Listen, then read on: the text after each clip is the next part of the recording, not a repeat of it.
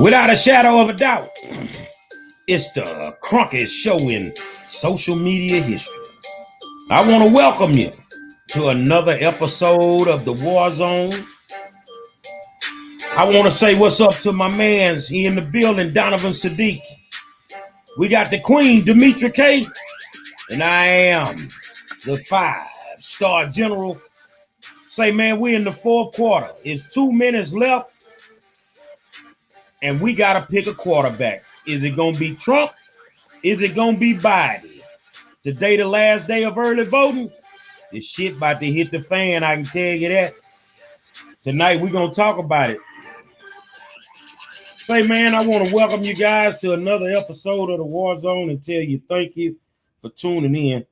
You're the greatest audience in the world, and we know that. So, we appreciate you guys taking time out to have a discussion with two really intelligent African Americans and one crazy Black Republican. So I appreciate you guys for tuning in. I see today that the Biden bus, which I thought it was yesterday, but the Biden-Harris bus has made its way to Houston. And they having a private get-together of the usual suspects. And what I don't understand is, why not just invite some regular folk? Why not open it up? Even though you may have to keep the crowd small, let some regular folk go. See, you invite the usual suspects, so and I'm gonna tell you now, y'all out there licking ass. Y'all out there just licking straight ass. That's what y'all doing. It's Friday, I ain't gonna hold my tongue on a Friday. But whether she here or not, I didn't support her in the primary. I'm not gonna support her now. I'm not a big fan. But those that are, man, your people's in town, go kick it with your peoples. Because as you can see this morning on the War Zone morning show, I was kicking it with my Republican homies. And that's what it is. What's going on, Donovan? Welcome. It is Friday. A lot of stuff is going on as usual. Like you said, we're in the fourth quarter. It's the 2-minute drill. Your main quarterback just got hurt. Now we got to see if it's it kind of reminds me of a Brett Favre, Aaron Rodgers type situation. You got the guy sitting there ready to go. If he could pull it out. But in the news, all the way here in California, we heard that the Texas Supreme Court threw out some ballots down there in Houston, and I'm not sure if you heard about it, Gary. You could enlighten us a little bit more on that. Demetria and I weren't sure if it was, the good ballots, the bad ballots. We're not sure which one it is. But with 3 days to go, you got. I'll find out, but I know when it's all said and done, they're gonna throw out a whole bunch of them. Yeah. So ballot harvesting is going on all over the country. So if you think that is going to be decided November 3rd, you might want to get your popcorn because it might take a minute. Demetria? So hello, everybody. I hope you guys are all having a fabulous evening out there. It's the end of the week and a couple of days left to the election takes place. Now, it should be said that there are records being broken with about 86 ballots being cast early before the election. It is about 60%, I guess a 60% difference between this year and last year. 60% more votes have been cast early. Specifically in Texas, it says 9 million votes have been cast early, just shy. Gary, we can still hear you. 2065, we'll get Biden. Gary? Biden Harris again. Gary. Oh, okay. All right. Okay. I just wanted to make sure he was on mute, just in case. Okay. So anyway, specifically in Texas, about 9 million ballots have been cast, which is also a record-breaking. Last in 2016, it was just shy of that. At this point, it is said that it could reach 100 million ballots being cast by Tuesday nationwide. So of that, they said Democrats are actually leading the pack with about 19 million early ballots cast, about 12.3 of Republicans and 9.5 of not undecided, but nonpartisan independents. And so there's definitely some records being broken, and we'll see on Tuesday who's actually going to be the victor in regards to these ballots being cast. Gary? Yeah, it's we're in the fourth quarter. And I thought about it today, and I'm like, okay, we're in the fourth quarter. Somebody got to quarterback this team for the next 4 years. And today was the last day of early voting in the state of Texas. So if you didn't get to early voting, man, you finna be in them lines on election day. I'm just telling you, man, you gonna be in them lines on election day, man. And the thing is you've had more than enough time, more than enough information to make an informed decision about who you would vote for in your best interest. Don't vote with what the folks is putting out there. Don't even vote based on what we put out there. Go do your research, and now you get to make a decision. They're using it, and I don't like the phrase "vote like your life depended on it." For real, it ain't that goddamn bad yet. Nah, I'm still breathing. I ain't getting no help from nobody when my back been hurting for the last 10 days, but I still had to get up and do what I had to do. So, you in the fourth quarter, man, you got Saturday, Sunday, Monday, and it's showtime Tuesday.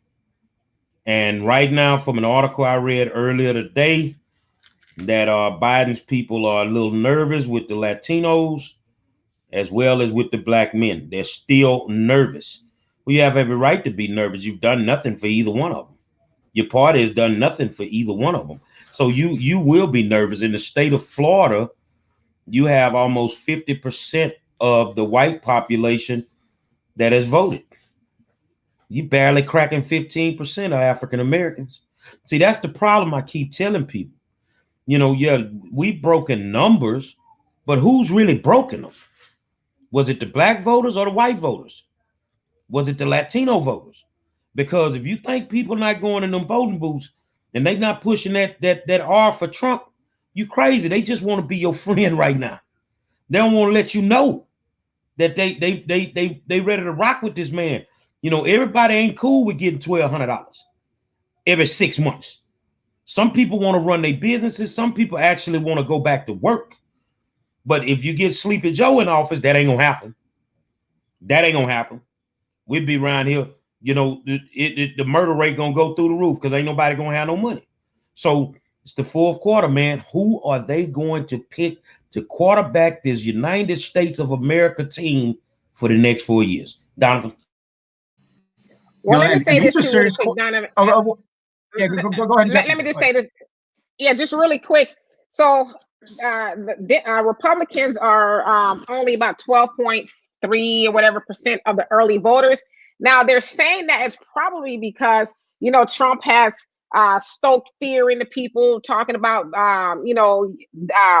the fraud as far as dropping your ballots off and this, that, and the other. So it is said that a lot of the Republicans are probably going to go out and vote that day, due to a lot of falsehoods that Trump has been putting out there. So don't let the early ballot numbers fool you and thinking, okay, well, the Republicans aren't really showing out or showing up. They're probably waiting for election day. So just wanted to put that out there. Absolutely. Remember, Trump's base is about 43% of the electorate. So 4 years ago, Hillary Clinton, everybody thought it was in the bag. The look on their faces when those numbers started coming in. But the funny thing is, a couple months ago, on this show and other shows, we were telling you guys, if you want Trump out, you need to get out there and vote early. And it's funny how they took our advice because we know how we are. We're on Black people time, and Black people time is on some different shit. Okay. A lot of us will be showing up on Wednesday. And then when we show up on Wednesday, of course, we're going to be in line complaining. We're going to be in line shuffling. We're going to be in line just doing all kinds of craziness and not knowing why we're voting. So the question is this. I was on me and Demetria K's show earlier today. And the topic of the show is, what do we get no matter who gets in that damn office? What's going to change for us? What is going to change? And that's right now. I want you guys to think about that and then tell us if you think anything is going to change, the Democrats ain't promising you guys anything. They don't have to. You're going to vote blue no matter who. They don't have to promise you nothing. We know that the Republicans, hey, pull yourself up by your bootstraps. We ain't doing a goddamn thing for you. You do it for your damn self. So we're out here by ourselves. So for those of you guys out there, I don't care if you're a Democrat or you're a Republican, in the comments, please tell us, no matter who gets in office, what's going to change for you. Demetria? Parias, I hope I said that right. He says nada, and I think that's a pretty accurate, not even assumption. I mean, we've seen what that's turned out to be, and that's absolutely nothing. But yeah, so we are definitely in the fourth quarter, the 11th hour, waiting to see what's going to transpire on Tuesday. But you know, it's of no consequence to me. I'm nonpartisan. I really don't care. Either way, you know, I got to go about making my money and do whatever I got to do, regardless who's in office. But, you know, because so many people have put so much stake into who goes into the White House, really opposed to focusing on themselves. I guess that's, you know, it matters to them. But again, to your point, what are they actually going to get for doing that and get from it? And I would also venture to say nothing. Nothing at all is going to change. But, you know, it'll be interesting to see exactly what's going to happen. I think there's going to be a lot of unhappy people out there either way, you know, because I always say the vote blue no matter who crowd, they're just as bad as the MAGA crowd. You know, I put a video up not too long ago of both sides clashing with each other. They're fighting each other. Both of the supporters, they're fighting with each other over a candidate who doesn't know either. None of them exist, really. You know, they're still fighting over whether or not. Well, I don't even know if they're talking about it anymore. The stimulus. Have you guys heard anything about the stimulus at all? If they're, you know, I think they're going to put it on hold until after the election. Till after November 9th, matter of fact. Yeah, November 9th, almost a whole week after the election. You know, they're going to put the American people in more dire straits. And I always say that because there's a lot of people who it is no fault of theirs that they're in this situation at all. You know, but they're going to put it off until November 9th. But yet the people who are waiting for that stimulus check, they're fighting each other to go vote for more of nothing. You're going to go in there and vote for more people to do more of nothing for you. Like the same people you're fighting to go vote for won't even make sure that you have food on the table or that, you know, you have a place to stay once these moratoriums are over with. So, I mean, you got to get out there and make it happen on your own at this point, I guess. I'm just reading comments, and I think, man, that y'all keep asking what Republicans have done for Black people. What is the problem? Why don't you ask what have your Black politicians done for Black people? What the fuck wrong with y'all? I'm on the real, man. I mean, is you retarded? Say it with me slow, because I know some of y'all. Say it with me slow. I retarded. I so retarded. What do you want a Republican to do for a Democratic neighborhood? For a Democratic situation? Why are you trying to hold these people to that standard? And you're gonna go in the booth. But hold on, I didn't mean to cut you off. Y'all know I really cut you off. But do you see this bold face, as the old people say, bald face lie? Kendrick Owens is over here telling. Hold on, because that's my teammate, but we've been battling since we were 14 years old. Gary, let me tell you something. Every time somebody come on here and say some kind of sideways, you say that's your teammate. I think y'all might need to get in the huddle and get your understanding right. Oh no, we go at it. Now, me and him, we go at it all the time. So what did he say? I don't know. He said Obama economy was better. That comment. Obama's economy was better. Well, that's true. Obama's economy was better because when it's in the toilet, there's no other place to go but up. So yeah, technically, you're right. Why? My question to Kendrick would be this: why are we talking about Barack Obama? 4 years, man. He gone. He ain't never coming back. He like some good bop. He because gone. that's who they think they're electing. They think they're re-electing Barack Obama. That's Joe what they think they're Biden, getting. Joe Biden is not even a poor man's Obama. He's nowhere near it. You see what I'm saying? At least I can say, Obama, 4 years in office, he didn't have all the scandals and all that. These folk going into office with major scandals. Joe Biden, an old freak, man. He an old freak, man. Can you go get Bill Clinton to come be a side piece? I'm just being honest, man. We need to stop talking about Barack Obama, because regardless of what anybody says, I will stand on my 10 toes that Obama did not do nothing for black people. He did not do anything. You really think if I was voted president of the United States and the city of Houston would be out of control like Chicago, you think I wouldn't jump in the middle of that, knowing that's where I came from? This man ain't mad at decency to try to fix his own city, man. So what did he actually do? Tell me what he did for black people. He freed more federal criminals. Well, he forgot about Centonia Brown. What happened with that? What about the Black Panthers that are still in jail, and the people that are wrongly incarcerated for being freedom fighters and civil rights activists? Jack Johnson didn't do nothing wrong, but he didn't get a pardon until Trump got in there. Say, man, I want to ride with y'all, but I didn't vote for the dude, and I didn't make no mistakes by not voting for him because I knew that he would be handcuffed. Let me tell y'all why I didn't vote for him. I knew he would be handcuffed. If they didn't have enough, Congress, if they didn't control that, I knew he would be handcuffed. The second thing is I knew because he was black, he wouldn't push the buttons that needed to be pushed because he needed political protection.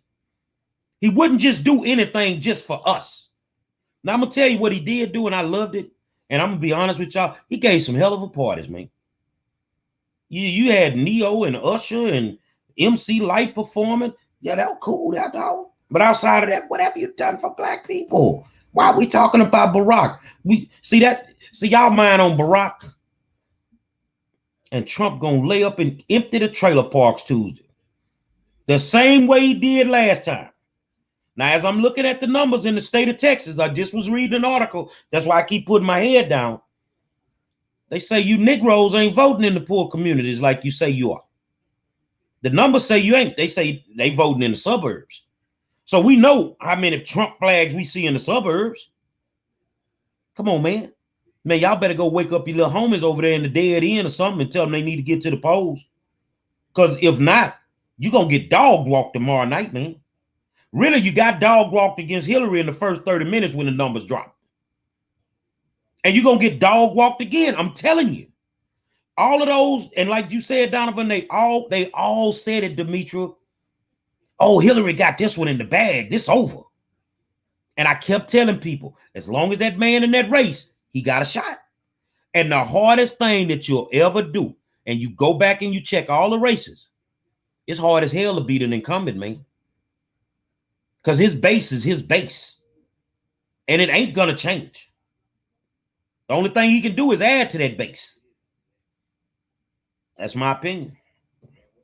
Absolutely. Kendra's asking, do we know how government works? Yes, we understand how government works. I mean, I know some people think that you just vote blue no matter who, and it's all going to be okay.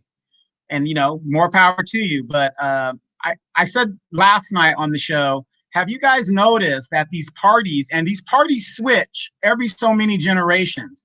Have you noticed that the people that support Trump are the uneducated, white, poor folks, which is a majority of people? There are more poor people in the United States than there are rich people. We already know that, correct? So that's his base. So the Republican Party, which is now the Trump Party, is appealing to blue-collar people, white, hardworking people, while the Democratic Party is appealing to corporate elitists. So whatever happened to this Democratic Party representing the working man and the downtrodden and all this other stuff?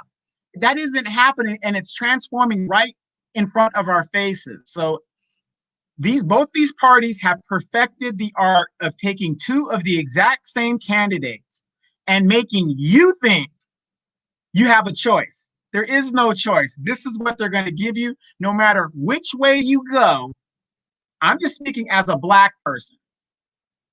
Nothing's going to change for me. Not a damn thing's going to change.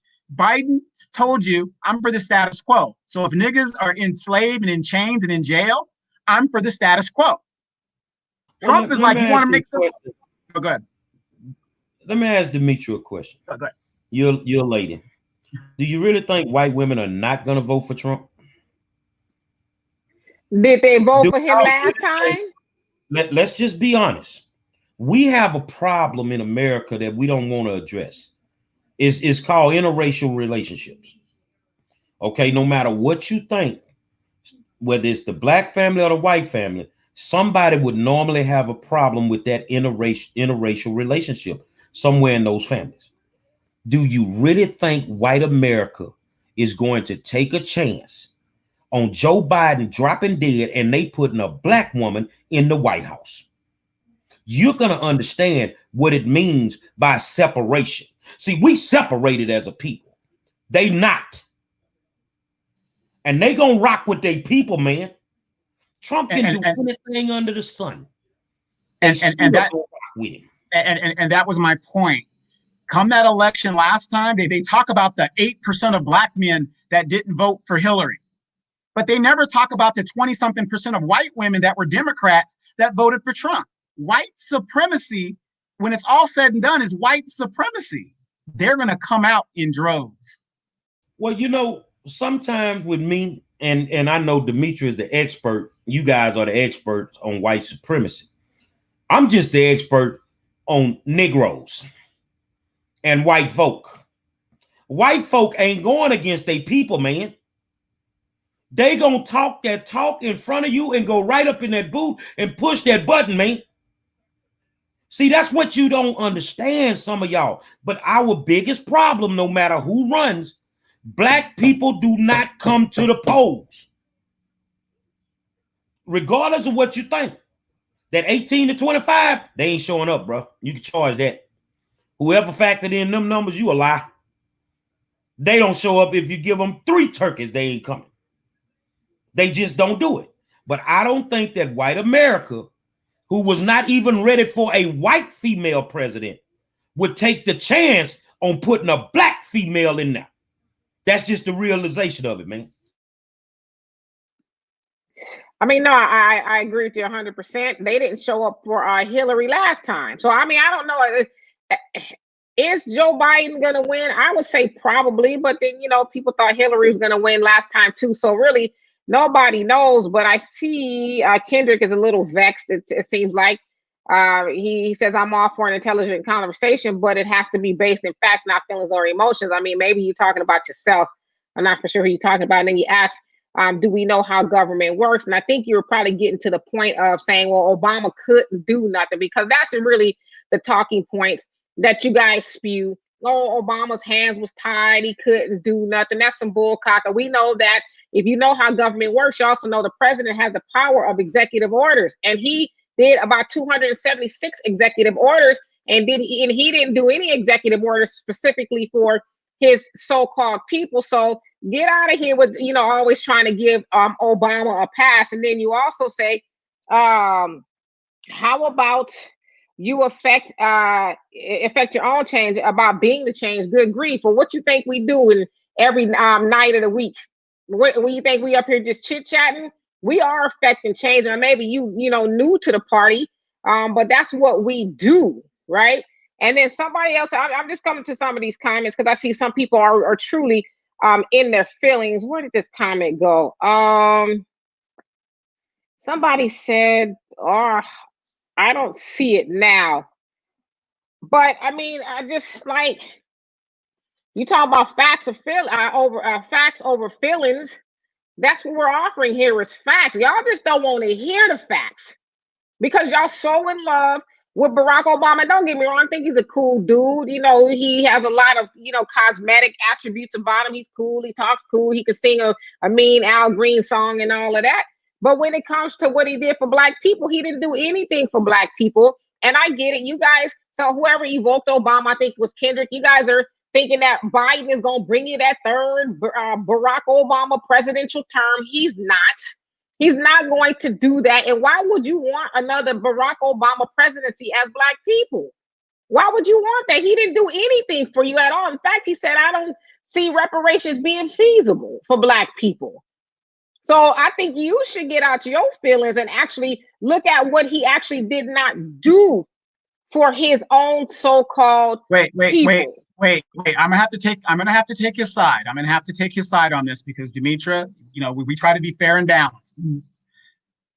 There were more white millionaires made under the Obama administration than any administration in America up until that time.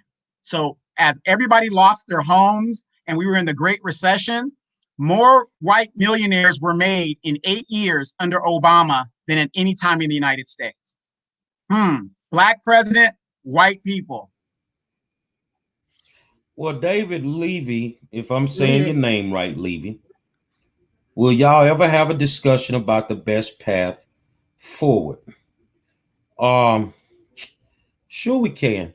Let's have a discussion real quick. Let me see if I can touch on something. The best path forward is that the FBI, the Department of Justice, comes through and arrest every last one of these goddamn Democrats that then got caught cheating in this election. They don't have to go get on a plane. They don't have to go to Russia. They can come to Harris County. They can go to Dallas County. They can go to California. They can go to Pennsylvania. They done got caught every damn well. And the best path forward, David, is then once you get them crooks out of office, we can put some good people in office that's going to really go to work for the community. But I'm not finna sit here and hold the nuts of not one politician that ain't doing the right thing for the community. So on behalf of one of my favorite wrestlers of all time, Stone Cold Steve Austin, when, you know, this is my last Obama comment, Barack Obama. For real, man. You know, all I'm missing is a Budweiser. There you go. We've talked over and over again until we're blue in the face. What is going to solve the black problem? I just put it in the comments here. The only thing that can solve the black problem is reparations and money. Okay? Without that, you know, we're in a shithole, and we're going to stay in that shithole because without the money, we cannot catch up to everybody else. It's the wealth gap. It is a debt that is owed to black people, and until they take it seriously, you don't need no damn study. Yes, a lot of us are going to trick the money off and screw it over, but that doesn't mean a majority of us. Black people, we lack economic wealth. You can have shitty ass Obamacare all you want, but if you ain't got any money to pay the copay, what good is it? You get arrested and you got to put up bail. Sandra Bland got murdered because she couldn't find anybody to put up $300 for bail. We lack the money. And that's what's going to solve our problems. And that is the only step forward that's going to get us out of here. You can't take a LeBron James and a few of these people here and there and say, look, the problem is solved. The majority of us are living in outright squalor. We need our money. It is a debt that is owed and it needs to be paid. And that is the only move forward. Economic zones and all this other stuff, that's for white people to come in, make all the money in rebuilding these communities, and we get nothing out of the deal. Give us our money, give us our checks so we can make our own decisions, maybe even leave this country and go build our own stuff and go do our own thing. That is the only solution. If you have a better solution, let me know. We need to build our own businesses, no doubt. For example, I'm going to challenge everybody on here in the city of Houston. Skip Flanagan owns one of the top yard services, you know, that type of business in the country. You know, former convicted felon, he had no choice but to get rich. I love that slogan that he came up with for his book. So why don't all of y'all who actually want to see black people make it, want to see our businesses thrive. You got these nice houses in the city of Houston, Harris County. Why don't y'all inbox Skip and let him do your yard for you? Won't you get the Latino brothers out your yard, man? See, you want us to come up, but you really hating on us because you don't want to support us as we try to come up. You know what I'm saying? And I get sick of that crab in a barrel mentality, man. You know, it's a lot of people out there that want to do businesses, you know, like Terrence Wolford. He started a business just listening to us. He makes more money now than he makes on his actual job. So, yeah, we have solutions to some of the problems. You see what I'm saying? We have solutions to some of the problems, but I'm like, Demetria, some of y'all just don't want to hear the truth, man. You don't want to hear the truth, man. So are you going to be the first one to go downtown and find you a 100-story building and jump off it if Trump kicked that man ass next Tuesday? What you going to do? We going to lose you as a viewer? What you going to do? You still got to get up. You still got to live. So, you know, the bottom line is that some people just don't want to hear the truth. And I get it right now because you feel like Trump is this big racist and he's all of that. But you won't call Joe a racist for nothing in his world. Trump told people they need to stand by. Joe got mentored by racists. He even gave eulogies at their funerals. You don't have a problem with that. He created laws and legislation that locked up black people.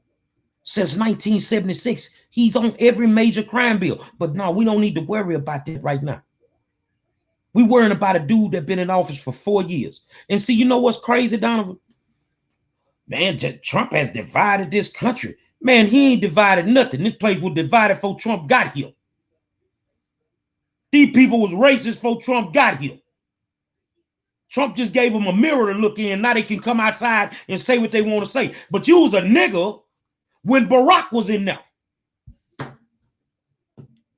Demetria. Oh, okay. Well, that's a first. Demetrius like, I'm done.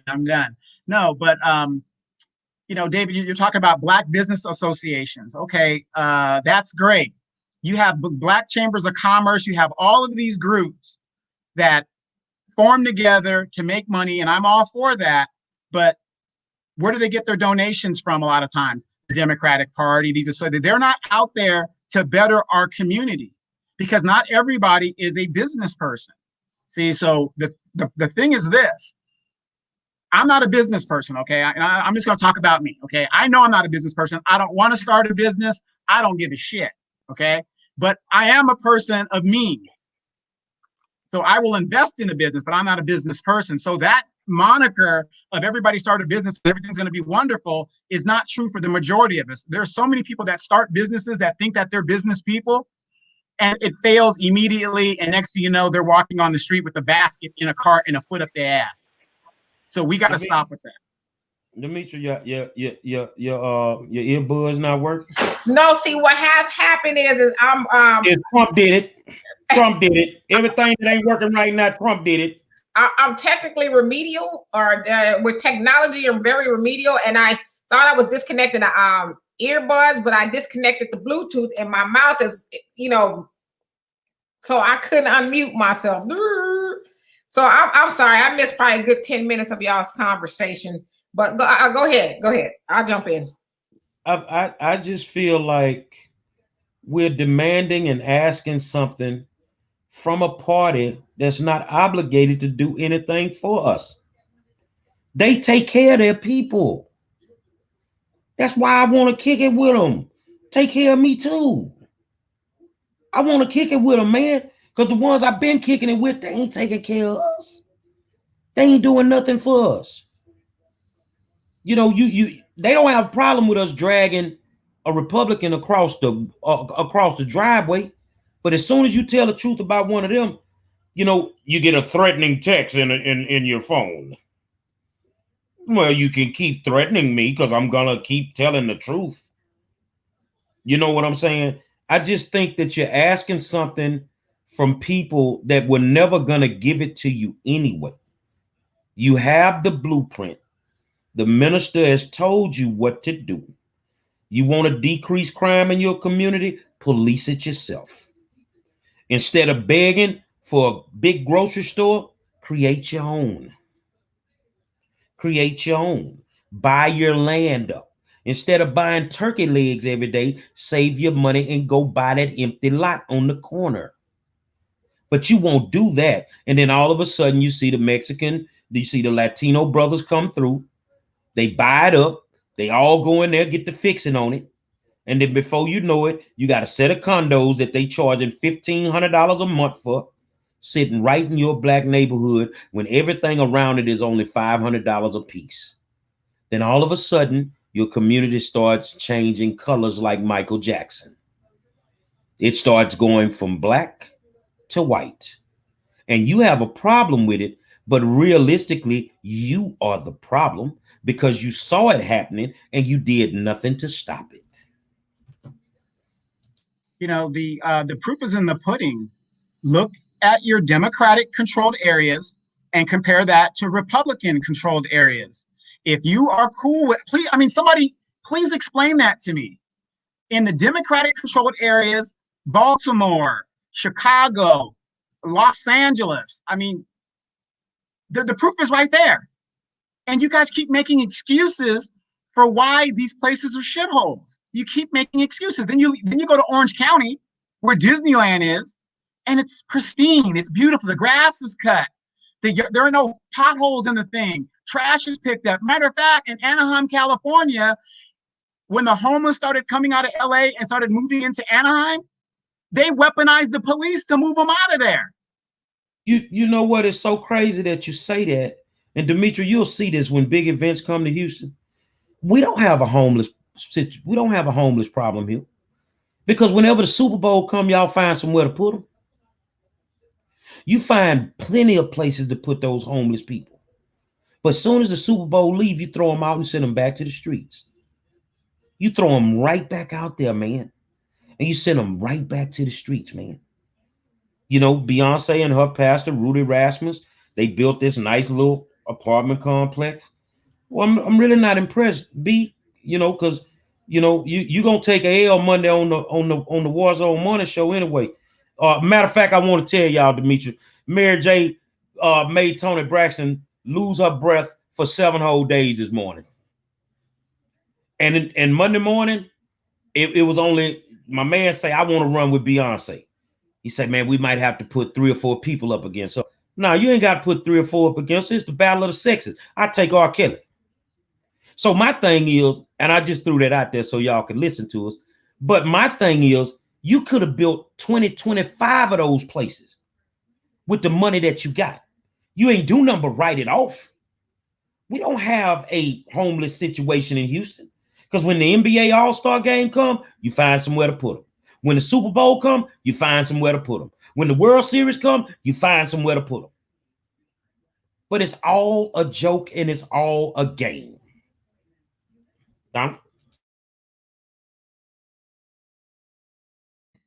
You know, that's just my thing. But at the end of the day, come Wednesday, you know, nothing's going to change for us. And for you people that are Democrats, even you Republicans,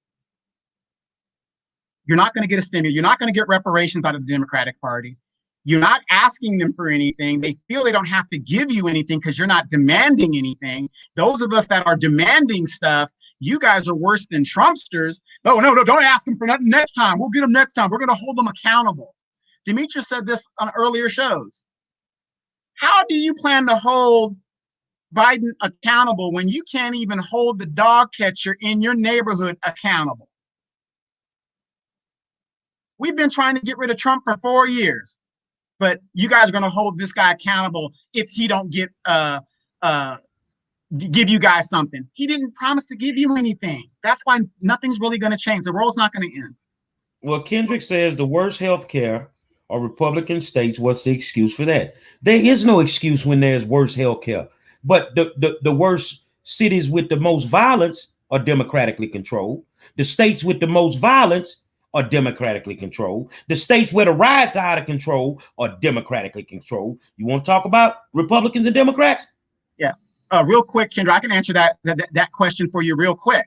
The governors of each state has a right to either accept federal aid in healthcare or reject it. Most Republicans, because they're united, what do you think they're going to do? They've rejected the healthcare and the Obamacare mandate. Thus, what you're saying, Kendrick, love you to death, brother, but you're using accounting tricks. And that's what you're doing as a talking point, because what you're saying you're not backing it up with any sort of facts.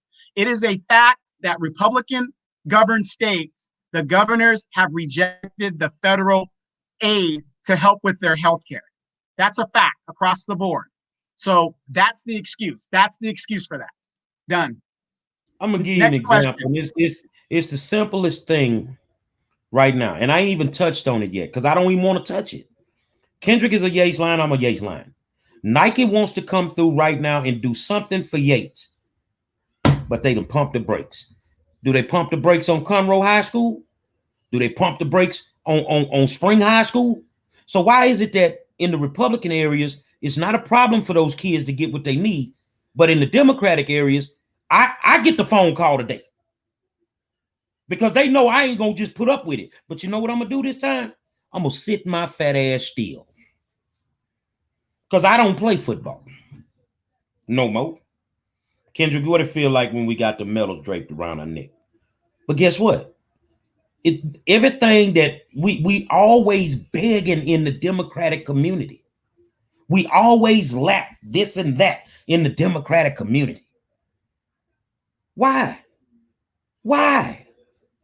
It's not like they don't have the federal funding.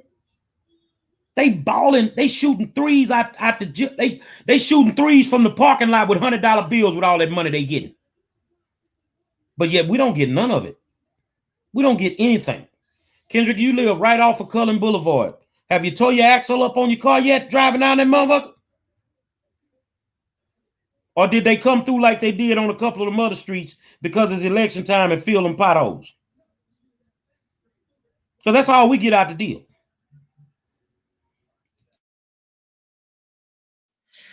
I think Kendrick is related to somebody else who's not on here tonight, but that's usually on here. They got to be two peas in the pot, I swear for God. He's an independent thinker, man. That's my dog. He's an independent thinker. Gary, listen, I got homies too, but I ain't gonna lie for the homies. I won't lie. You might say he's an independent thinker.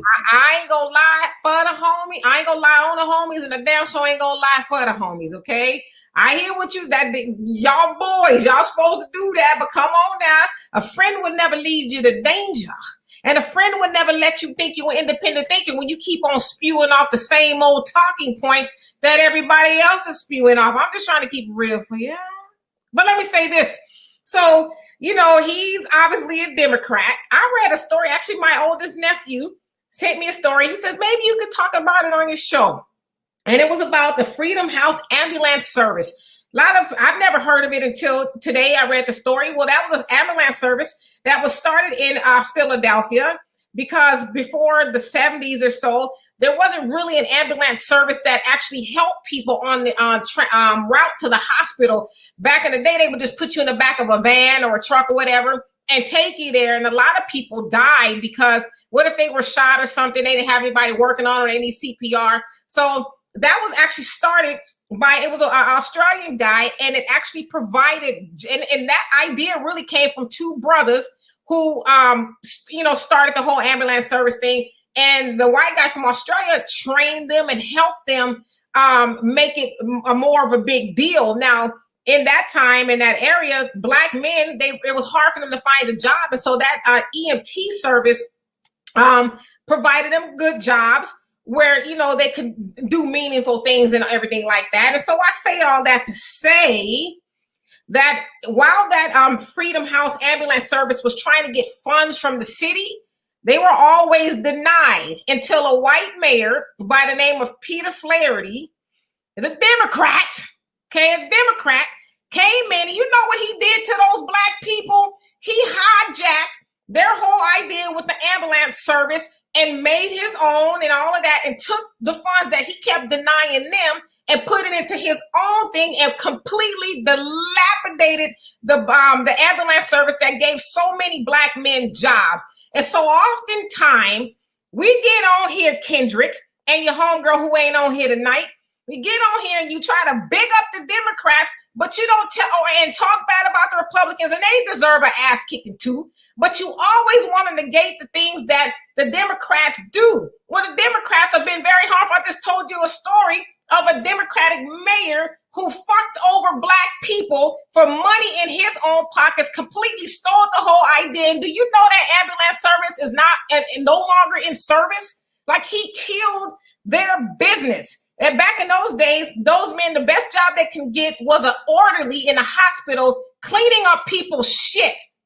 And so you get on here and you try to, put Obama up on a pedestal and, dog out Trump, which he deserves some dogging, but tell the whole side of the story. And you're probably also one of those Negroes who get on here where, Trump said this and that about the Central Park 5. And yes, he did. And Trump should never be forgiven for that. But the other side of the story you ain't going to tell is Linda Ferenstein is a big-time Democratic donor, but and Linda Ferenstein is the one that lied on the Central Park 5 and had them in prison to upwards of 13 years. But y'all never tell that side of the story. In fact, she recently gave money to Amy Klobuchar for her campaign. But why are you silent about that? So while you were mad at the Republicans, be mad at the Democrats too. And I'm sure you live in an area where you continuously vote for a Democrat who does absolutely nothing for you at all. You walk outside your door, and like Gary said, you probably got potholes in your street. De La Soul style. You got potholes in your street, and it's probably due to your representative, your Democratic representative that you keep voting for, and they keep doing nothing for you. So you should educate yourself and tell both sides of the story.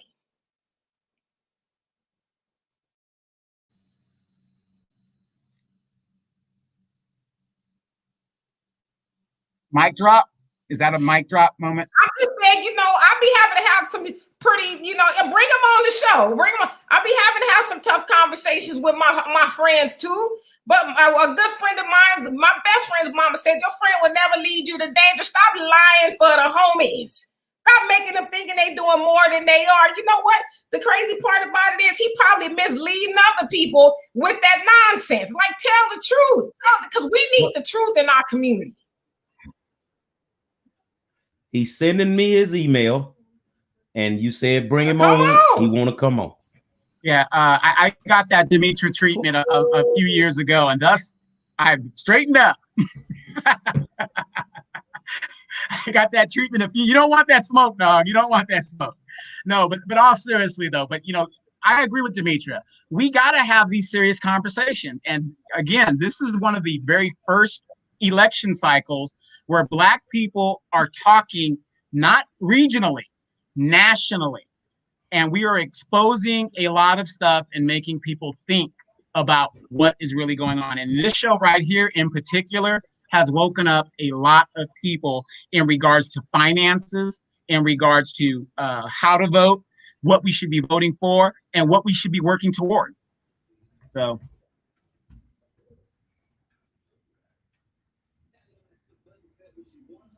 Yeah, all of that. While we wait for, Kendrick to come on here. I mean, I'll be trying to be cool. Maybe I need to smoke me a little weed. I don't smoke weed. Never smoked weed in my whole life. Maybe drink some yak. I'm not a drinker, but I just like sometimes when I just eat. I think the best thing we can do is just confront the nonsense. Like, that's why I'm nonpartisan, because both sides are a joke. And they're especially a joke to Black people. But yet we continuously go ahead. No, you on fire. I want to tell you something. He was my teammate when we beat the hell out of Odessa Permian, the Friday Night Light Boys. And we played Jones High School twice that year, and people say that was our toughest game. Well, Kendrick, I'm gonna tell you before you come on this show, Demetria is West Orange Stark. That was the toughest team that we played that year. So just know what you're getting into before you get into it. Because she gonna bring that smoke to your ass, man. Yeah. Thank you. I'm trying to tell him. I used to be just like that. Look at me now. Yeah, Donovan is Jones, and I'm Odessa Permian. But that's the baddest team that you're finna play tonight. That's West Orange Stark, there, homeboy. So you coming? Stop with the fooling around, man. I done seen it. Come on with it, bro. Go back in, Miss Demetria. You know, I mean, it's all love, it's all good, but I just think we do each other a disservice when we don't hold each other accountable to the truth. The truth ain't always pretty, but it's the truth. Like I'm one of those people too. I don't like I want to say I don't like correction. I don't enjoy it, put it that way. But then sometimes we just have to say, well, damn, is it true? You know, like I'm one of those people, like, let's hear both sides of the story. Let's stop, you know, the Democrats are this, the Republican, vote blue no matter who, and, you know, all that other stuff. It's like, well, tell the whole story. Like, you're being disingenuous when you don't tell the whole story. Now, I know there's a lot of people out there who are big time Obama fans. I like Obama. Like I said, you know, personality wise, he's a good dude. A lot of people said, you know, it's nice to see him illustrate Black love with his Black wife. You know, that all of that is beautiful, but there's a lot of Black people, most of Black voters, sent Obama to the White House twice. And twice we got nothing. And then you have Black people who continuously want to lie and say, well, you know, he couldn't do nothing for us. He, you know, his hands was tied. But it's like, okay, did he not want to do something for us? Because he did something for everybody else. How you doing, Kendrick? Hello, good evening. Well, let me tell him this here. Now, we went to battle, man. You know, a lot of people don't know, but Kendrick Owens, you know, I used to get bullied around Yates in football like I was Rudy. And, you know, Kendrick and them came from Ryan. I came from Cousin. So me and Kendrick actually, we took home economics together. Man, that's so long ago. I don't even remember. We took something together, and Kendrick would talk crazy all the time during the off season, but we had to practice in the spring. So I'm talking about we would actually have fist fights because we could pick our one-on-one opponent, and I would always tell Coach I want Kendrick. But what I said while you were getting ready, that who is the best team? You know, people say Jones was the best team that we played. Who's the best team that we played? Oh, West Orange Stark, easy. Demetrius West Orange Stark. Welcome to the hell, bro. Y'all go ahead. Yeah, West Orange, that was a fight. But you okay, got I wanted to come on because, you know, Demetria go hard when I can't respond back. No, welcome to the show, brother. Welcome to the show. It's all love. Let me say from the start, I'm neither a Democrat nor a Republican. I'm an independent thinker. I do research, and I do my research because I want to know what I'm talking about before I open my mouth. That's first and foremost. And I never said yes, I am a Barack Obama supporter.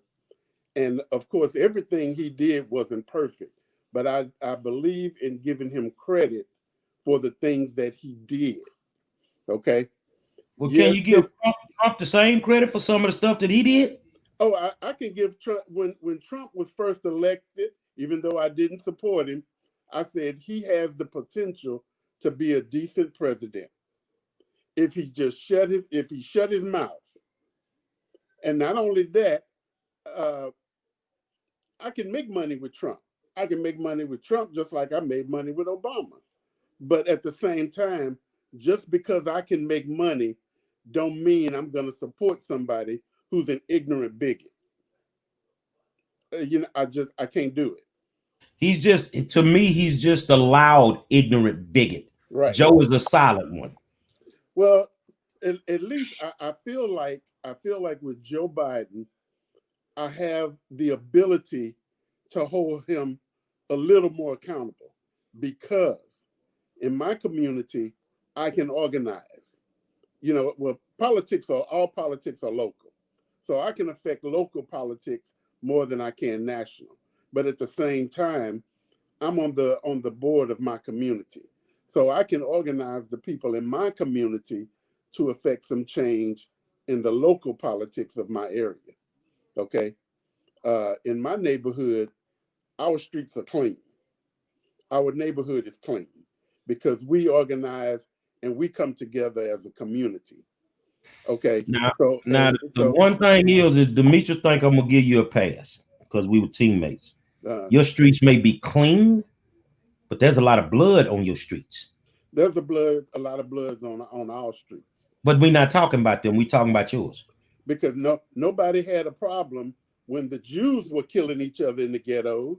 Nobody had a problem when the Italians were killing each other in the ghettos. Now, all of a sudden, Black folks are killing each other in their communities. Oh, it's a problem.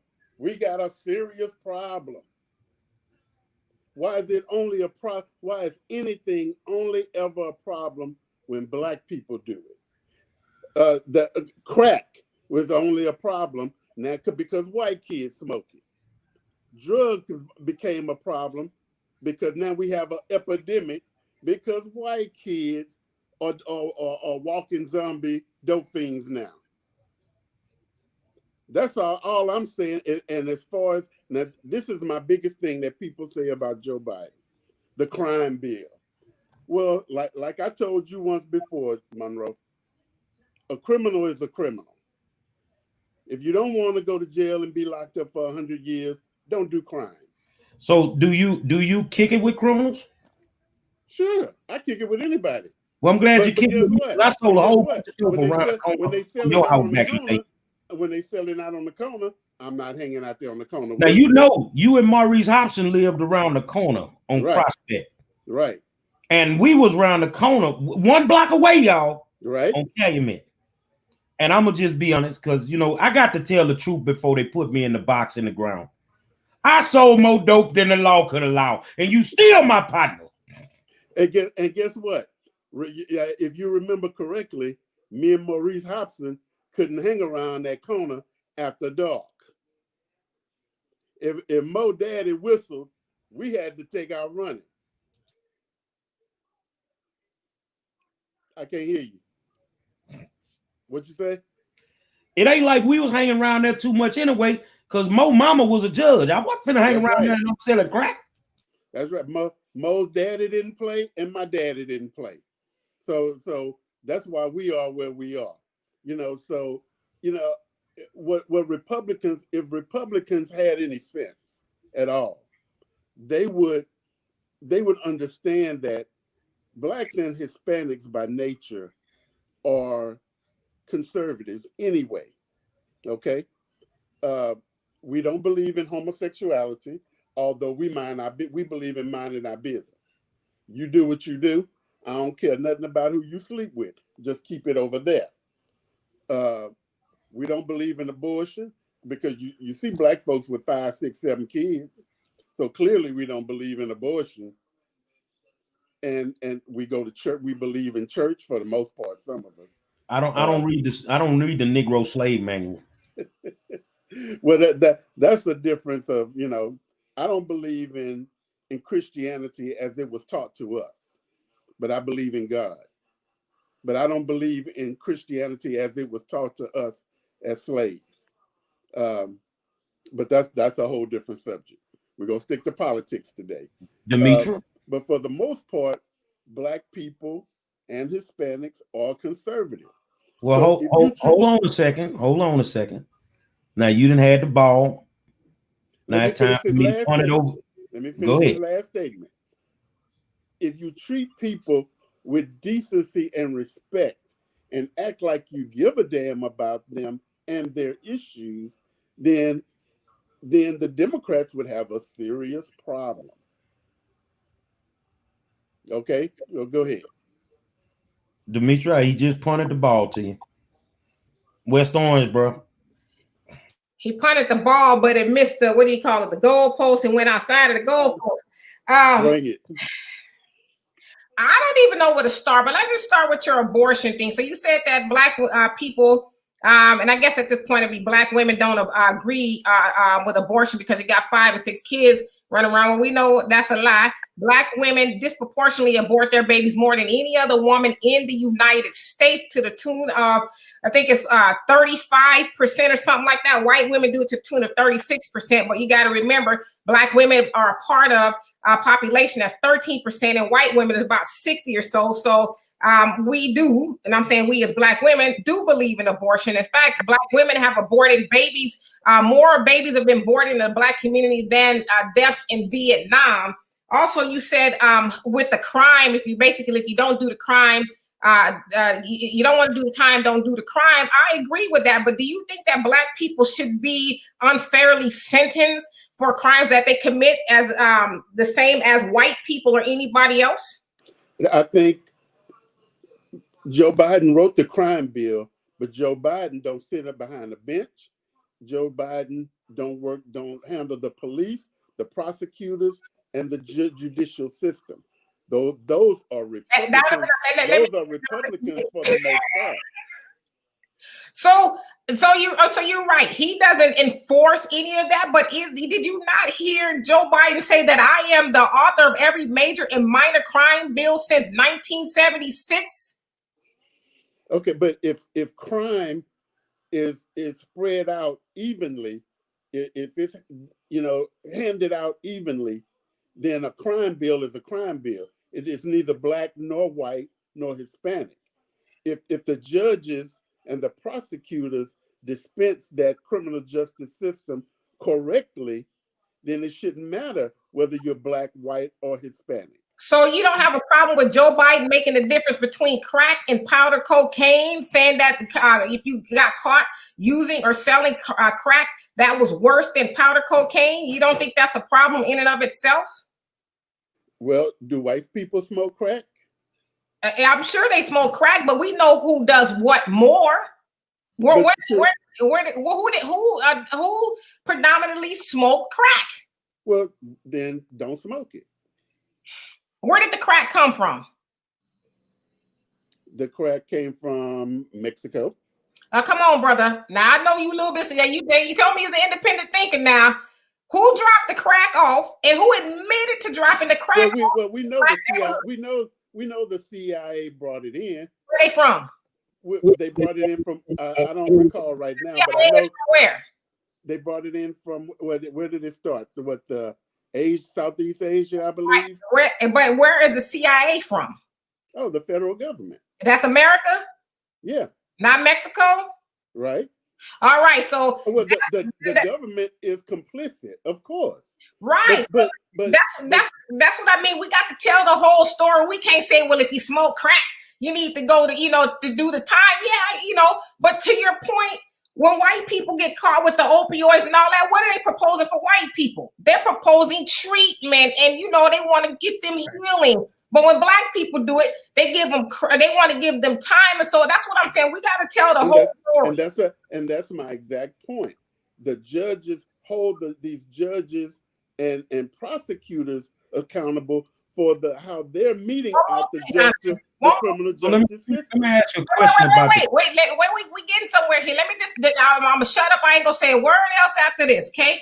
So the judges and the prosecutors, they get they have the ultimate say so, but who puts the bills in motion? Who writes bills? Legislatures write bills. Right. Legislatures write the bills, right? And so without those bills being written by Congress, because Congress has the ultimate say so, and the judiciary branch, they're the ones that rule on the Constitution. And so Joe Biden is the author of those bills that hurt Black people. So of course, that's what they have to rule on. So we just should not have any laws. Any kind of law enforcement. No. Let me jump in here. Let me jump in here real quick. No matter what law is being written, we are in a system that subjugates and promotes systematic racism. So Absolutely. If you're in a system that promotes systematic racism, I'm a legislator and I'm writing a crime bill or a bill of law. And you see it all the time. A brother gets jaywalking, they put a ticket on him, and he goes to jail, right? Based on the law. But if a white guy did it, there's two different types of justice systems. So, just to tell somebody don't break the law wouldn't be correct when that law is written under a systematic racist system. So let me ask a question about the crack, because I'm not the sharpest knife in the drawer here. I'm just the Black Republican. So Marion Barry went to jail for smoking crack in a hotel room, right? Right, Kendrick? Yeah. Did Joe Biden's son go to jail for smoking crack in a hotel room? Oh, of course not. Why? Nor his daughter. Nor his daughter. Why? Well, and neither did Gates. Gates didn't go to jail for DWI. But we know people that go to jail but for we know, DWIs. Am I correct? we know Did the the criminal Bush's justice daughters system go to jail for doesn't all them work. DWIs they got?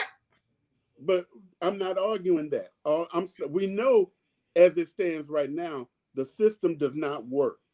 What I'm saying is put people in place that are willing to hold these people accountable for what they do.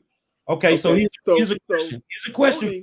Voting, If you say put people in place, Democrat or Republican, if it you doesn't say, matter what you vote. if you say put people in place, that people need to do their jobs. Basically, if they don't do their jobs, they need to come out the seats, right? Right. So why would you vote for Sheila Jackson Lee?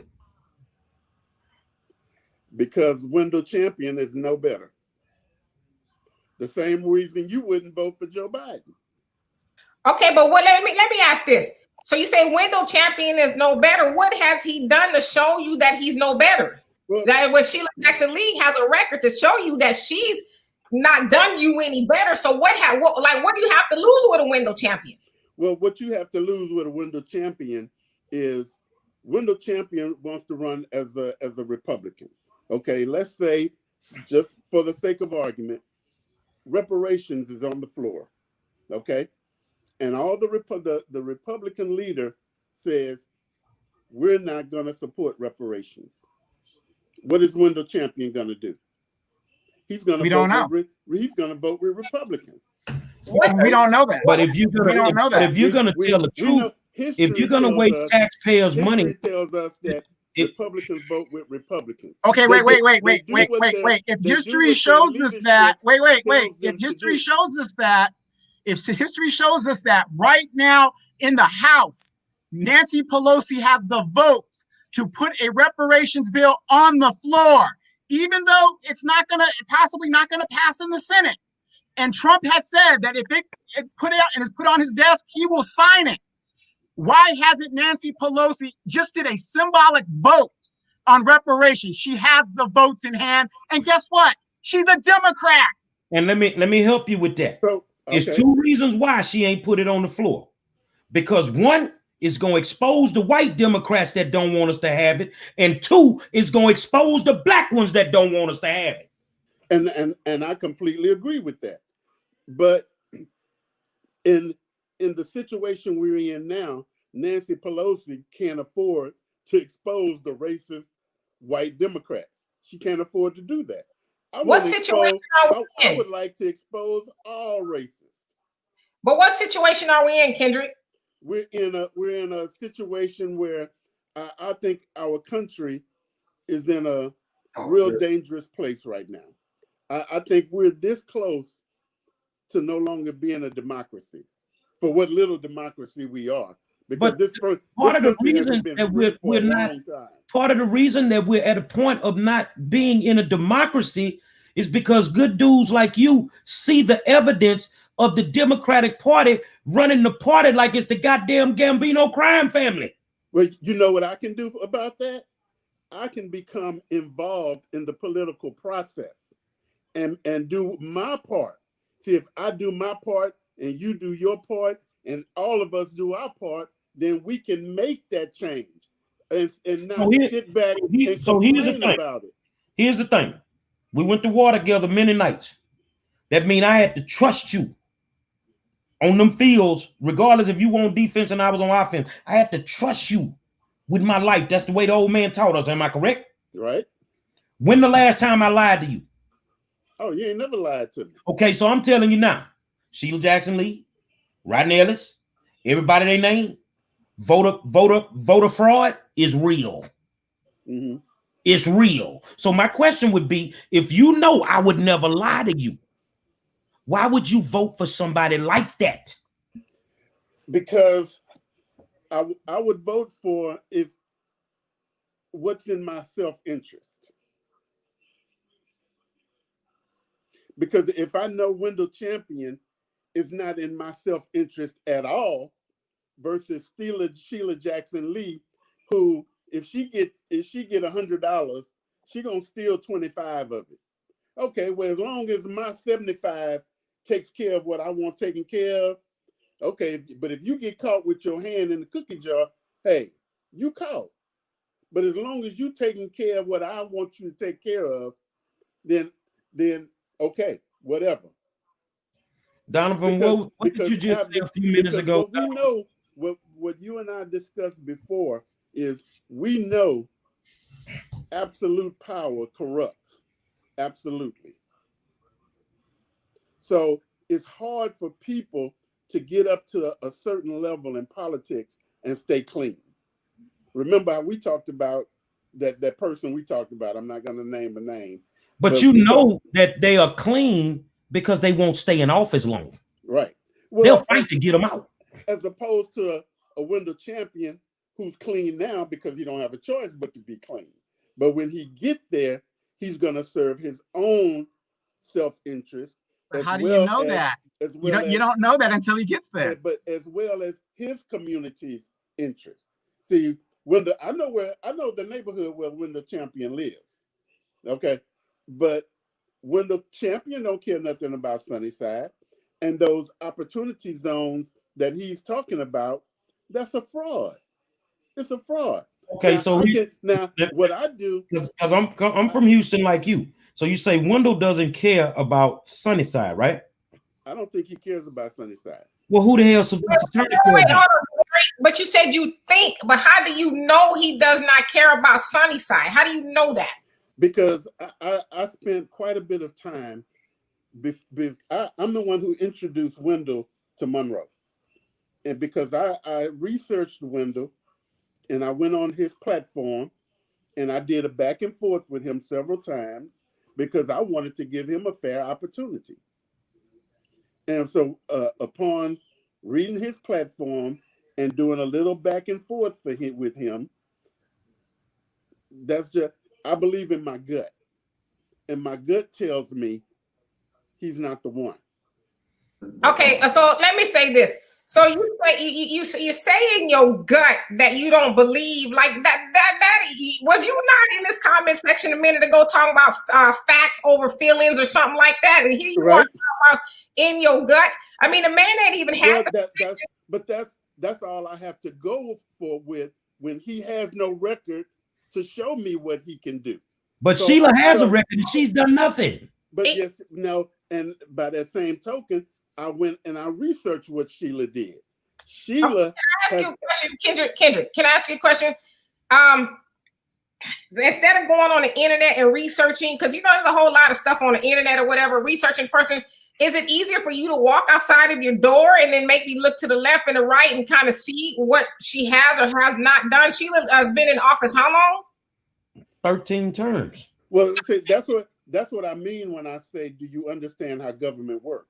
Now, Sheila has written a lot of legislation, and she's co-authored a lot of legislation. Okay, name me two. Name me two legislations that Sheila has co-authored or whatever. Name me two. Well, I don't have them here in front of me, but I can get them.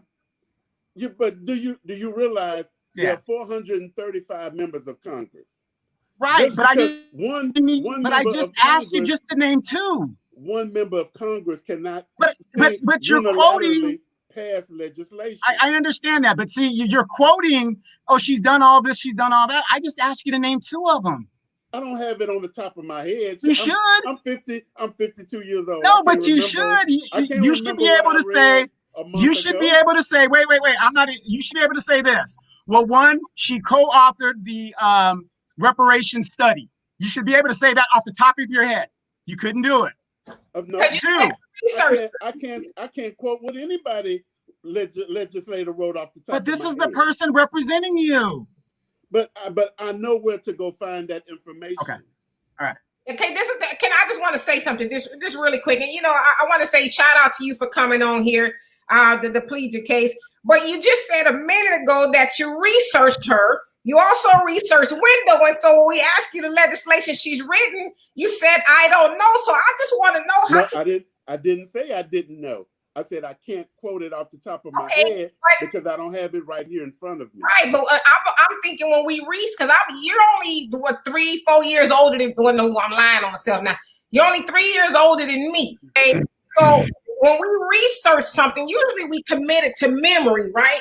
And so I always ask people this: how can you defend something you really have no knowledge of? Wait, let me finish. I do a ton of reading. Okay. I don't retain everything I read. I know, but this is the point that I'm making. And I'm not trying to go hard or anything like that. But see, a lot of times people defend stuff they have no knowledge of. And so you're saying I don't even know, you haven't even given us a good reason why Wendell wouldn't be a good candidate. And you really haven't given us one why Sheila would be. But yet you're so firm in what you're saying, but you haven't offered any facts on any one of those people. So this is the point that I'm saying, especially with us as Black people, we need the information and we need the whole story. Like, we got to get out of the habit of saying, well, don't vote for them. You know what that sounds like? I tell you what. Let me finish. Bring me back on the show. And I'll come prepared with all my information on what Sheila has done and why I feel about the way I feel about Wendell. Because tonight, I was just typing and I got so heated, I called Monroe and I said, bring me on the show now. No. And like I said, big ups to you. Like I said, you guys are battle brothers and stuff like that. We're not here to dog you out or anything, because like I said, it's hard to come on a show at spur of the moment and then start thinking. So I understand what you're saying. However, I'm in California and I just named your representative. I can name you 2 things right there. I can name you 2 or 3 things for my representative. I can even do more than that. This is why I have a political show, because I eat this stuff up. But, I see where you're coming from and stuff. But, in not defense of Demetria, because she don't need to be defended. Lord, we know that. But that's what she's kind of saying is, we keep championing these talking points, but we can't back them up. And you got to stop doing it. One thing I hate talking points.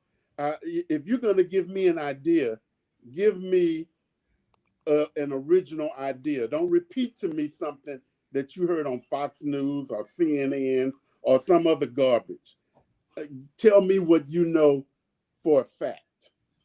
Okay, so I agree. I like Demetria, but listening to y'all show sometimes, she get on my nerves. But I still like her. No, and that's the thing too. We don't want to. If anybody's watching this, we don't want to scare you guys.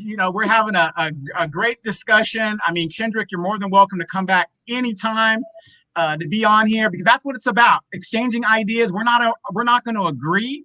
Well, I tell you a good time to bring him back on if he really want to do it.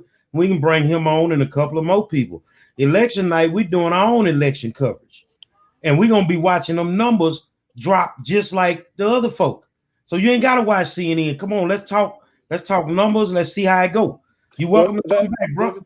We rock together. We don't agree on everything, but I mean, we rock together. Let me make a prediction for election night. If Trump lose either Pennsylvania or Florida, it's over. Either of those he lose, it's over. True. Well, I mean, it's possible. Remember, he's got the Supreme Court. Well, let me make a prediction, and my gut ain't never wrong, that this election is going to be held up because of the voting fraud, and they're going to contest some of these counties. And Harris County, which is bigger than 34 states in the United States of America, I predict will be contested. Well, let me ask one quick question. Are you okay with how Trump is holding up the process? What process? Well, I feel okay. He intentionally messed with the mail system to hold up the voting. And now he's contesting in the courts all the mail-in ballots. So you're realistically telling me that you didn't have a problem with all these mail-in ballots. See, we can go to the turkey leg hut, we at the club, all this here. Mm-hmm. But we can't go to the voting polls. Oh, me personally, I went to the polls. Exactly. So Because I don't have a problem with him doing anything on it because I knew they were using the early voting system as a means to cheat. so, but so you don't think he's cheating? Well, here's the thing. Cheating Okay, is okay. He is as long cheating, as he he's ain't getting doing it. caught. yeah. Well, here's the thing. We have checks and balances. So you have Nancy Pelosi and all these Democrats. And you mean to tell me all this stuff is going on, and we know Trump's an idiot, so we know that he has his goons in there doing what he needs to do. And nobody is ringing the alarm and putting in brakes and checks and stuff. They're just letting him just go wholeheartedly whatever he wants to do. You know why? Because Trump, the check on Trump is the Justice Department. He owns the Justice Department. They're not going to do anything. Well, no, you don't need the Justice Department if the House controls Congress, that means they control the money. And like I say on this show all the time, without the money, nothing else matters. Well, all they got to do is shut down those fundings for those things. And that will, not that it would stop the thing, but if you ain't got any funding, that says a lot. That didn't stop him from getting his money for his wall. He didn't get any money for his wall. His wall wasn't built. He took money from other and places. The Supreme Court ruled that was unconstitutional to take it from the military and build the wall. And about 10 miles of the wall has been built, and it isn't really a wall; it's a gate. Right. So, but Trump supporters think that he have a whole new wall. Well, again, you have a lot of uneducated white people out there. Well, Trump supporters believe he has a whole new wall, and Biden supporters believe he's not a racist. I call it even. Gary, you took the words right out of my mouth, you know.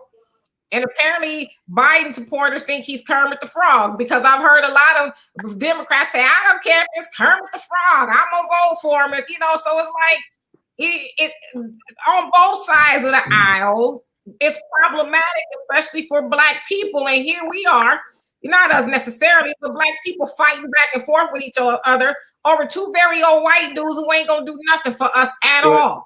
You know, they're both adverse to anything we need to do. Well, at this point, if a dog catcher ran against Trump, I would vote for him. As long as he wouldn't be a racist and lock people up for all them years under them bogus crime bills. See, I'm going to tell you something. I could take some messed up truth better than I could take a BS lie. If the man would have sincerely apologized for writing those bills and knowing that you destroyed Black families, I probably would have voted for him. He didn't even do that much. Well, I think he apologized. Whether or not it was sincere, I can't speak to that. But to me, I mean, I guess I've never been a criminal, so I'm not moved by that. Yeah, he never apologized. He said it was a mistake. He never apologized. Okay. So I'm gonna say this here. I don't think he owes an apology. There are criminals that deserve to be in jail, but there are also innocent people in jail under those same laws that are being let out of jail 40, 50 years later. Then under those same laws. Then address those corrupt prosecutors and those corrupt judges. You know what a mandatory minimum was? Handed down by a prosecutor or judge? No. Mandatory minimum. You got the bill written in the bill. It's automatic. If your sentence was 5 to 10, you got nothing less than 5. Right. You have to do 80% of your sentence. That was a guideline. And then he incentivized the states. That's why he's trying to say, well, the federal government didn't do it. The states did it. For every dollar, when they changed their laws, the federal government would match every dollar that they spent in their prison industrial complex, which is why in the 90s, the prison industrial complex rose. Hillary Clinton has major stock in it. I wouldn't be surprised if Joe Biden has major stock in it. You know what I saw? Where they make their money. All this prison stuff in the state of California this year, that they are giving guys after all these years, the ones that are on those lower level penitentiary yards that go out and fight those fires. See, a lot of people don't know those are prison inmates on the front lines fighting those fires. And the state of California is right now a step ahead of everybody. And they said, well, you know what? if they can fight a fire as a prisoner, then when they get out, they can go and work at the fire department. They can go work for the federal government. They have the experience. You see, this is what you do when you control states and you do different things. California, reparations. What's the problem? Well, California, they might have better representation than we have, but they still have Maxine Waters over there. California has always been on the leading edge of pretty much everything. And Texas, you know, is this, all I can say is this is still the deep South. Oh, no, I give you that. I give you that. And a lot of judges too said that their hands were tied due to a lot of those crime bills that Joe Biden was the author of. They like, if they wanted to sentence someone to a lesser sentence, they could not do that due to the mandatory minimums. And so, yeah, we can blame the prosecutors and the judges, but what can they do if what they're given to work with has a mandatory minimum? So I don't buy that. I don't buy that. What do you mean you don't buy it? It's a fact. Because you get in these courtrooms. I don't know if you've ever been in a courtroom and what does the judge say? This is my courtroom. And anytime they want to do something in their courtroom, they do it. Have you ever had a boss that when you went to work and he says, listen up, you work for me? Do you really work for the boss, or do you work for the corporation that hired that boss? Let me try this a different way. Let me shoot this at Skip Flanagan out there. Tell me if I get this wrong, Skip. When you go to federal court, they sentence you by guidelines. You have enhancements, you have points that determine how much time you're gonna get. That's why when a convicted felon gets caught with a gun in the state of Texas, before you even get in the car, you got 10. Automatic, you got 10. Fed no matter what. Because you're a convicted felon in possession of a firearm. So what they did is they took it to state court and they made it damn near the same as federal court. And that means if you had 2 felonies on your record and you got caught on if you went and stole a pack of gum and they said it was a felony, you're going to say he's a menace to society and we're going to give him 25 to life for stealing a pack of fucking gum? No. Kendrick, you know me. I used to steal everything wasn't nailed down in high school. Including the bus. If they'd had them laws back then, I'd have got 400 years. But dog, you can't do that and justify that now. You can't fix that. And that's the reason that these kids are out of control, because they separated these fathers from their families. A lot of dudes, you lived around the corner from me. And we actually were 1 block apart like this. 1 block apart, Donovan. On your street, it was lovely. Round that corner was Gladiator School. And I didn't sell dope because it was the popular thing to do. I sold dope because my mama was sick and my daddy was sick. And they had no money. What was I supposed to do? Nobody would hire me.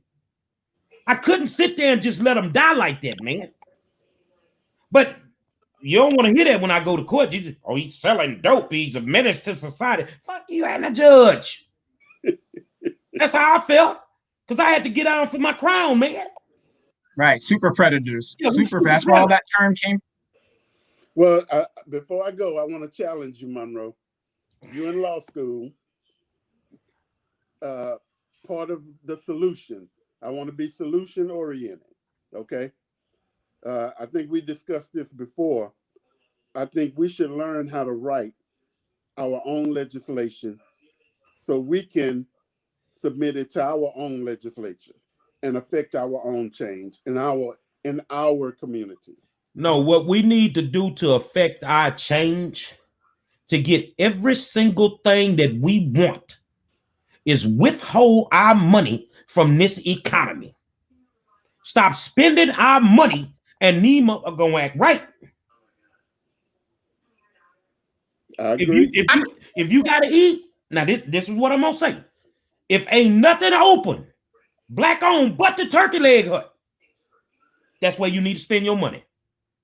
Stop running your ass to Prime 48. Stop running your ass to Papa Do's. I agree. If we withhold our money from this economy, we will get every single thing that we want. And the minister have been saying it. Malcolm said it. The Honorable Elijah Muhammad said it.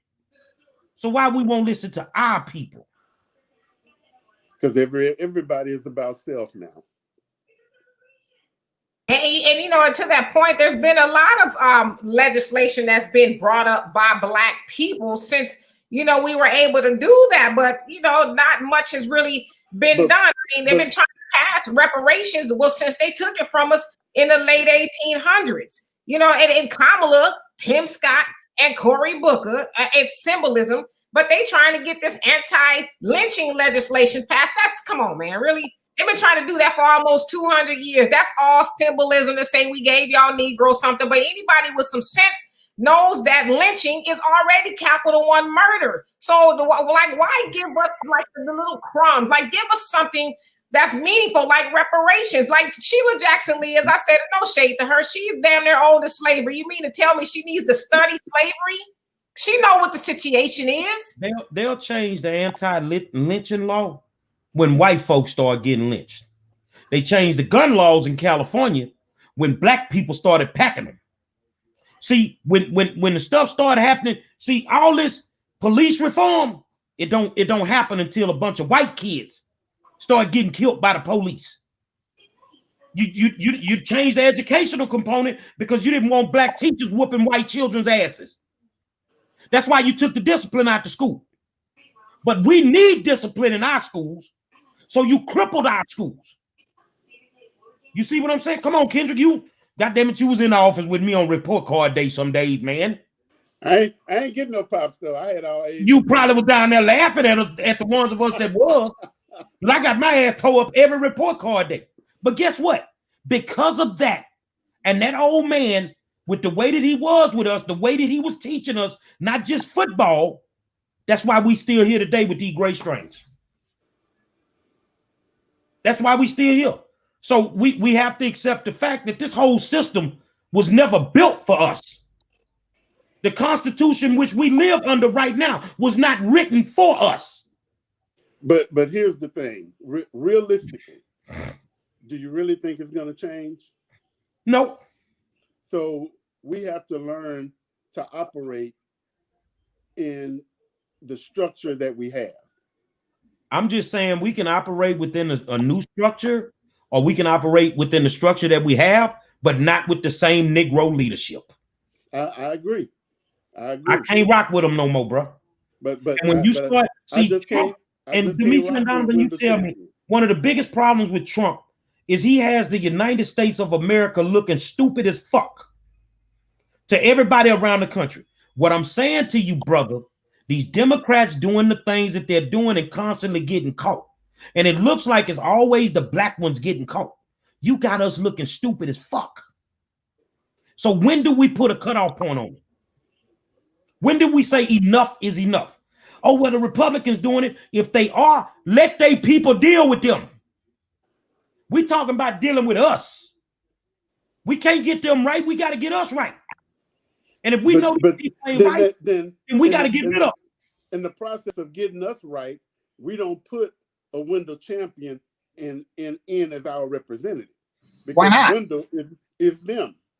Why not? If Sheila Jackson Lee or whoever the representative has been in there for 26 years and ain't doing the job, you can't get any worse. You're already at the bottom. So why not try something different? I think I heard somebody say that what you got to lose, we got a hell of a lot to lose. How? You don't know. You don't know. Yeah, I think we do. I think. Well, he already got my vote. I can't take my vote back and wouldn't take it back. He got mine. But you know, I appreciate that you know y'all allow me to express my opinion. And you know he got my vote, Kendrick, and never once did he offer me a turkey. Say what? He got my vote, and never once did he offer me a turkey. Well, but from what I hear, he out there handing out snacks at the voting polls. Would that be the same as Boris Miles having a food truck at the polls? Would that be the same as somebody contracting the turkey leg hut to have food trucks at a white pole? Yeah, We ain't doing nothing nobody else ain't doing. that's right. They a politician is a politician. But I tell you what he ain't did yet. He ain't been in office and been corrupt. Give him a minute. Well, we got to get him in there to give him a minute. I'm prepared to do that. I mean, well, can you give him a minute? Y'all done gave Sheila Jackson Lee 13 terms. I can't. So can he leave a minute? Well, like Flavor used to say, I can't do nothing for you, man. I hate to say it, but no shade to you, Kendrick, but that's why we as Black people keep taking L's, because we keep on going with the same old. But if we go with somebody like Wendell, we're gonna keep taking L's. But you haven't given us a reason as to why, though. Like he gave out a snack at the polls, and Gary just debunked all of that by saying all the other people are doing it. What has he done specifically to make you so dead set against him taking office? Other than being okay, let me tell you my experience. When I went to Wendell's, he has a Facebook page. Okay, so I engaged with him on his Facebook page, and I engaged with his supporters. So, in engaging with him and his supporters, what I came across were a whole bunch of outright racists. Okay, they were, I can't even go into some of the stuff that they were saying on this site, and he's right there with them, and it's like, okay, you're not gonna check these people, so you'll go along with it just to get their vote. I'm not okay with that. Okay, and I'm gonna tell you something you should not be. But I also want you to remember, you're talking about a man that ain't even in office. So would you have a problem with Wendell if one of his mentors was a straight up racist? It's hard not to have a racist in politics. No, mentor. Mentor. Would you have a problem with Wendell if his mentor was a straight up racist? Current or 23-year-old years ago? Doesn't matter. Yeah, it does matter. Well, it actually doesn't. Because the attitude that I had 23 years ago is nothing like the attitude I have today. Okay, so if you got your second felony 23 years ago and you get caught stealing a pack of gum today, so you should get 25 years? Probably I shouldn't. I don't think so. Because your mentality ain't the same.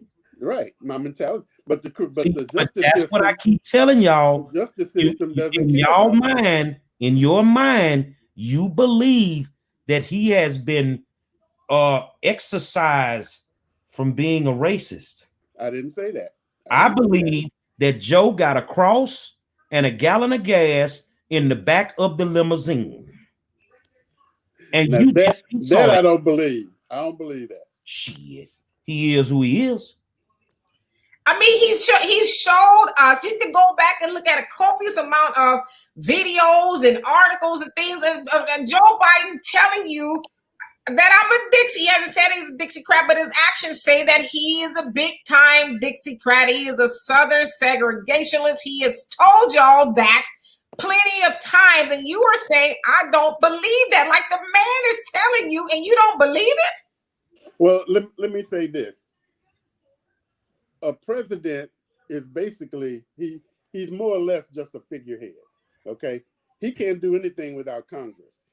Just because he says this, he says that, you can't do anything without the cooperation of a full Congress. So who should you be more focused on getting out of office, him or O'Connell? Oh, O'Connell, but I can't get O'Connell out of office. You can damn sure call some folk up in Kentucky. Oh, yeah. Anybody So I know in got Kentucky, a whole bunch of people in Kentucky. Hey, I've donated to the Harrison campaign in Kentucky. Because if my money will help that, get McConnell out of there. Because the people on Wendell's page, they don't know what Sheila has or hasn't done. All they want is, oh, get that Sheila out of there. Oh, yeah, get her out of there. Well, So you telling me Sheila Jackson Lee doesn't have white people in her district? Huh? You saying Sheila doesn't have white people in her district? That's not what I'm saying. I'm saying the people that were saying these things are not even in her district. They weren't in her district. They just don't even know anything about her. So if you can speak on what somebody does in my district, then why can't I speak on what somebody does in your district? Well, I would agree with you on that because I'm not in John Lewis's district and he ain't do shit. Elijah Cummings, I'm not in his district and he ain't do shit. And I can speak on that because I know. Uh-huh. You been to Atlanta lately? No. You been to Baltimore? I've been to Baltimore. The Wire was a true adaptation of what was going on in Baltimore, Maryland. But this was all while Elijah Cummings was the representative. People being found in houses dead every day. They had a serious drug problem. They were closing off neighborhoods and making drugs actually legal. And just because I don't live in Baltimore, I can't speak on it. But Monroe, let me ask you this, and we've had this discussion. At what point do we take personal responsibility for some of our behavior?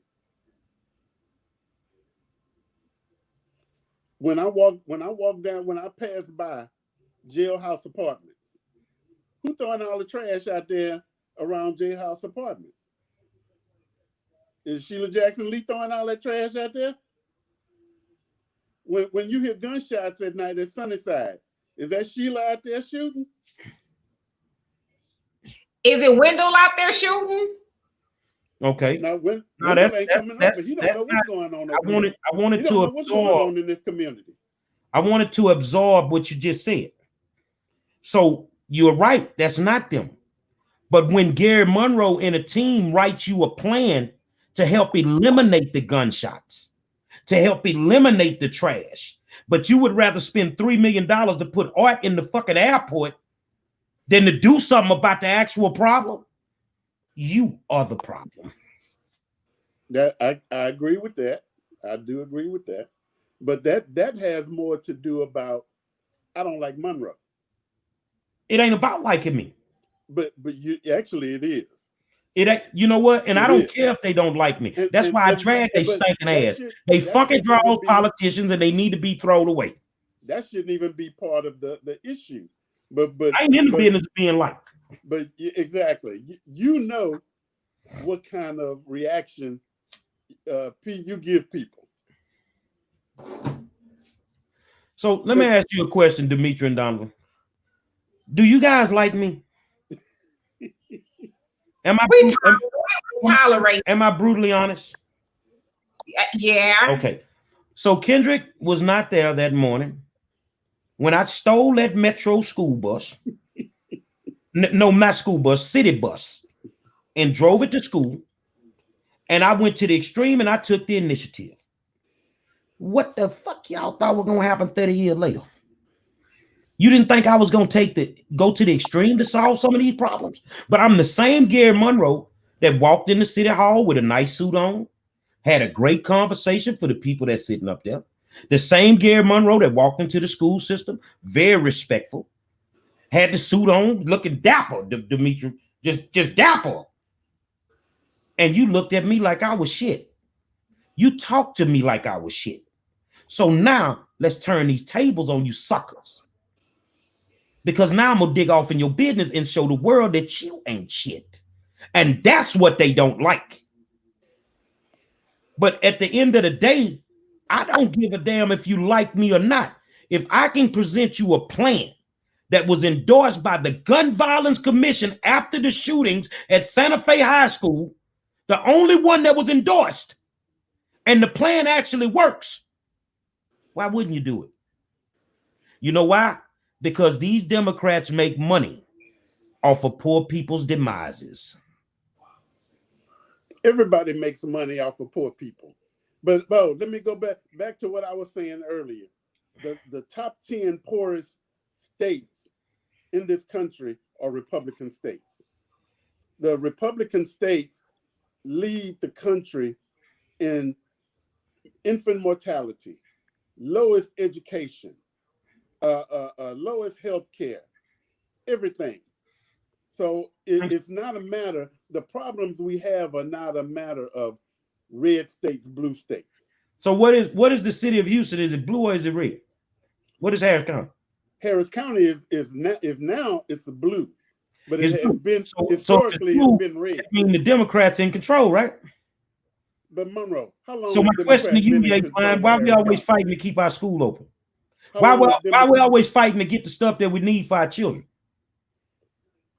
The only time we see these politicians at Yates is when they open up a new building and they dedicate it. What is Mayor Turner? Is he a Republican or a Democrat? She a Democrat. She a Democrat. She a Democrat. And Gary, you know, and I'm new to Houston, so forgive me, but who was it that decided to put 110 police officers somewhere, but didn't put them in the black neighborhoods? Who decided to do that? Turner in the police chief. So, okay, so let's go back to your question, Kendrick. You say, well, all the crime and all that is going on in the black neighborhoods. And my guy, Jonell, he made a great point. I was thinking about it. He says, yeah, it's them doing it, especially if those who created the system that put the conditions in place. So you have these neighborhoods that are there by design, by a whole host of things, dilapidating the community of resources and everything else in between. So now you got all this high crime going there. But then Sylvester Turner and them put out 110 police officers, and where the police officers, I guess, are needed, they're not there. So it's like you again, we got to tell the whole story. You can't say that the 10. If you look at the map of where they put these additional 110 officers, you have to know the city. Because they put it in a spot, Kendrick, that borders a suburban white neighborhood. It borders a suburban. So why put them in Northeast Houston when that's gonna flush you in over the spring? You see what I'm saying? Atascocita and stuff like that. That ain't their jurisdiction. But when you look at where they really put these officers, they made sure it's like they built a wall to keep the crime from filtering over into the white neighborhoods. You made sure Southeast Houston was included because you don't want that crime to go down Westheimer to River Oaks. Well, now, do you understand crime is a very important part of gentrification? Oh, no doubt. That I agree with you. Because if you allow crime to decimate a neighborhood, and especially an inner city neighborhood, you allow crime to decimate that neighborhood, and you let those property values go down, then the developers can come in and redevelop it and take it away for cheap. But why don't, some sense, especially Black people, we overall, not me, but y'all, vote for Democrats. Why don't the Democrats just go in there and actually, put in quality jobs and do show people how to build businesses, like put quality things in there that'll actually pump real resources into there, because we know crime predominantly happens due to the lack of money. And but a politician can't put in a job. All they can do is give us the opportunity to get that money to put those jobs in there. So would you say that with all the construction gave us those opportunities? So would you say with all the construction that's being done on freeways, that is being done by illegal immigrants? Because I can't pass a construction site and see no Black people there. That you don't either. So you got these illegal immigrants working on these construction sites. Why don't you just try giving those jobs to dudes that just got out of prison, to give them a second chance? They're American citizens. But see, now you're talking about on a state level, because the Department of Transportation runs the highways. And man, all these people in bed together. That's their partners. Say what? That's their partners. They all in bed together. Yeah, regardless of the Department of Transportation they control the money and the funding of it, but the actual contracting is to any contractor out there that does the bids. But that's how it works. It doesn't matter if it's state or federal. That's how they do it. But if let's say you're a construction contractor, Donovan, can you go in and outbid what's the name of a major construction company? Halliburton. Can you go in and outbid Halliburton on a construction job? Probably. Okay. Well, absolutely not. Yeah, absolutely not, because I'm a smaller entity, which is so let's try this a different way, because I'm digging off into something that you're talking about. Let's call this the Office of Business Opportunity for the City of Houston. You and Donovan are subcontractors. You're black. Mm-hmm. All right. Demetria, if she was white, she'd be the prime. Don't you know in the City of Houston, there's only maybe 10 contractors that bid on every single contract. And that means if they bid on every single one, they're going to get one. They're going to get at least one or multiple contracts. Okay, so Demetria's the prime. She bidding on 10. She going to get one. She going to call you and Donovan and say, well, look, I need y'all subs on this contract for me to get the actual contract passed through. As soon as the contract is passed through, she tell both of y'all, F you out of here. She's going to deviate you away from the contract, go find her some white folk that she cool with, put them on the contract, and they can't even do the job. That's what they doing to our people with contracts in the City of Houston. But Monroe, if you remember, my dad owned a security company, and he would bid on City of Houston security contracts. Now, what happened? The big corporations got the contract, but back in those days, they were required to give a certain amount of those contracts to minorities, and my dad's company was one of those minorities, so they had to give him those contracts. Well, nowadays it's 10 of them. And in the last 2 weeks, I've sat down with multiple city council members that have a problem with the Office of Business Opportunity. Now, the only person that can fix this problem name is Sylvester Turner. And he don't want to have a discussion about it because he's getting his money under the table from the prime. But why don't more black people go in as these contractors? We have to create opportunities for ourselves. The way that you create the opportunity, my brother, if Demetria is the prime, she stays a prime for say 3 to 5 years. While you're under her as a sub, she's training you to become a prime. After her 3 to 5 years, she should go away. You should elevate to a prime. This is the way that it should be done. This is the way that it's written in their bylaws and their rules. But it's not being done that way. So what you thinking, like back in the day with your father, oh, they running this like they some gangsters, man. And trust me, they don't want me to talk about this right now. They don't want me to say this in public, man. This is what they doing. And Turner, if you got a problem with it, and check yourself, homeboy. And then you got to think, as a black person, it's hard to start a construction company or a bidding company when they've taken vocation out of high schools. So I can't even get a kid, that has the skill to even, I mean, come on, let's be honest. These kids can't even take out the trash without spilling it all over the damn yard. Yeah. When me and Monroe went to school to Yates, we had wood shop, metal shop. The people in the community would bring their cars to Yates to be worked on. Auto mechanics. We had clean and press. Cleaning and pressing. We had welding. We had cosmetology. Yeah.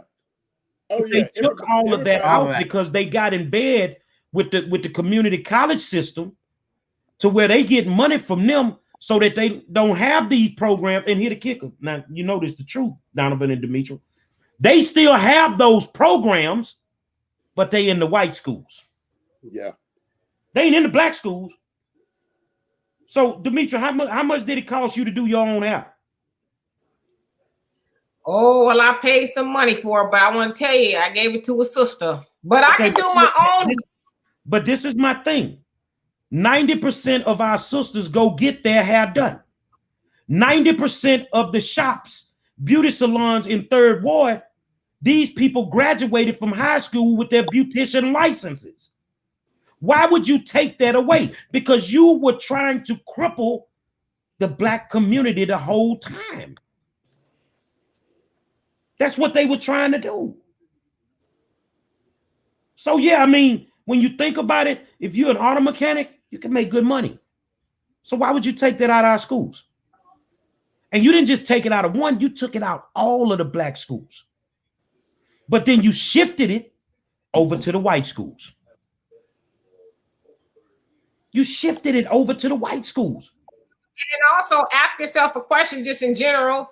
Was the crime that high when we had all the manufacturing in our neighborhoods?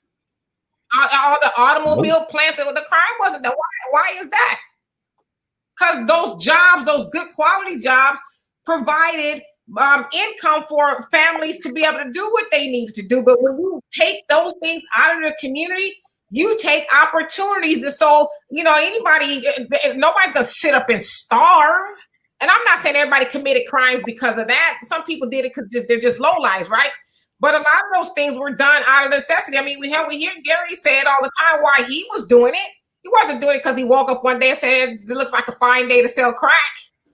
He was, in his mind, it was out of necessity. So, I mean, again, we got to tell the whole story.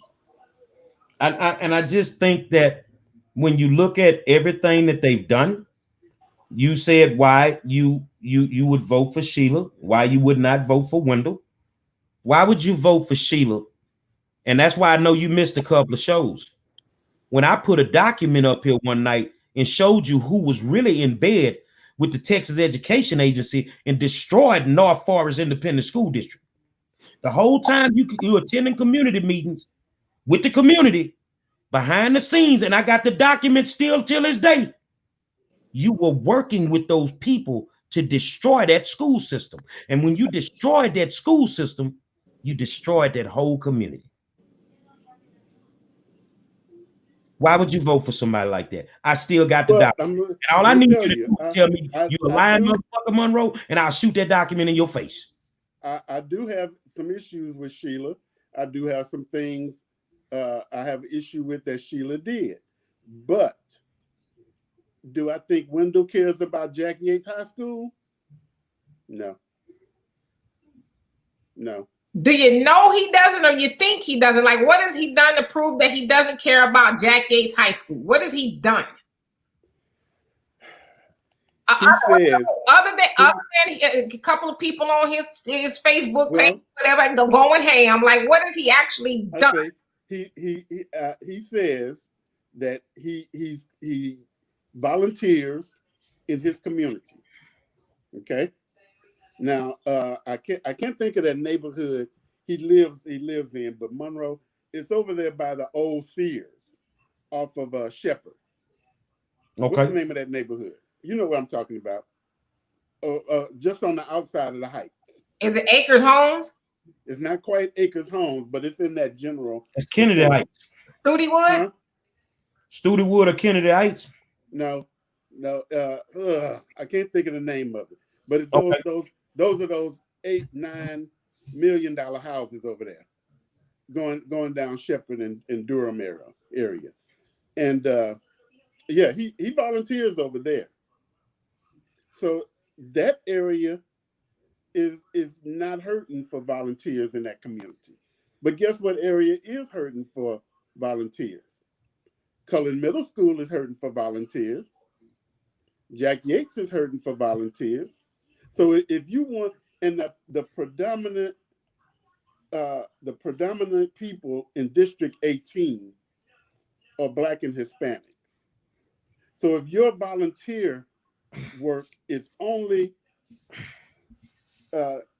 in that area that you live in, now if you tell me Monroe is running for District 18, I know Monroe goes wherever he's needed. He don't care nothing about no particular neighborhood. He'll Jack Yates line, but he'll go over to Wheatley in a minute. Or he'll go over to Cashmere in a minute. I wouldn't go but if Wendell cares about a community, he only cares about that community where his little mulatto children live. But okay, let me ask you this. I just got this one question. Hold on a second. Wait. I just got this. So what makes Wendell different than Garnett Coleman, who represents the Yates community, is a Yates graduate and don't do a goddamn thing for us? Okay, hold on. I want to say too. Now we getting somewhere. See, now you got personal. You talked about the man's children. So now we getting somewhere. Here's my statement. I just want to say this. That's probably the problem with our representation. Sheila Jackson Lee is representing the Democratic agenda. If you were elected to the 31st congressional district, that's all you're supposed to be representing. The 31st, not no Democratic agenda, not no bullshit. Where they're supposed to be bringing home the bacon there. So I'm not defending Wendell Champ because I'm in California, but what I'm saying is, what's wrong with him worrying about just his community? That's what you're supposed to do. Well, hold on, big dog. You didn't answer my question. Garnett Coleman represents 3rd Ward and the Yates community. When the last time has Garnett set foot inside of Jack Yates Senior High School? When the last time Garnett has been to a school board meeting battling when the people trying to take our building? Garnett Coleman don't do a goddamn thing for 3rd Ward. You're right. I haven't seen Garnett Coleman in a very long time. So then it's time for him to go too. But you know you voted for him. Who's running against him? But I know you voted for him. I don't recall voting for him. I know I didn't. Okay. Now I know I was in the voting booth. I ain't see you standing there.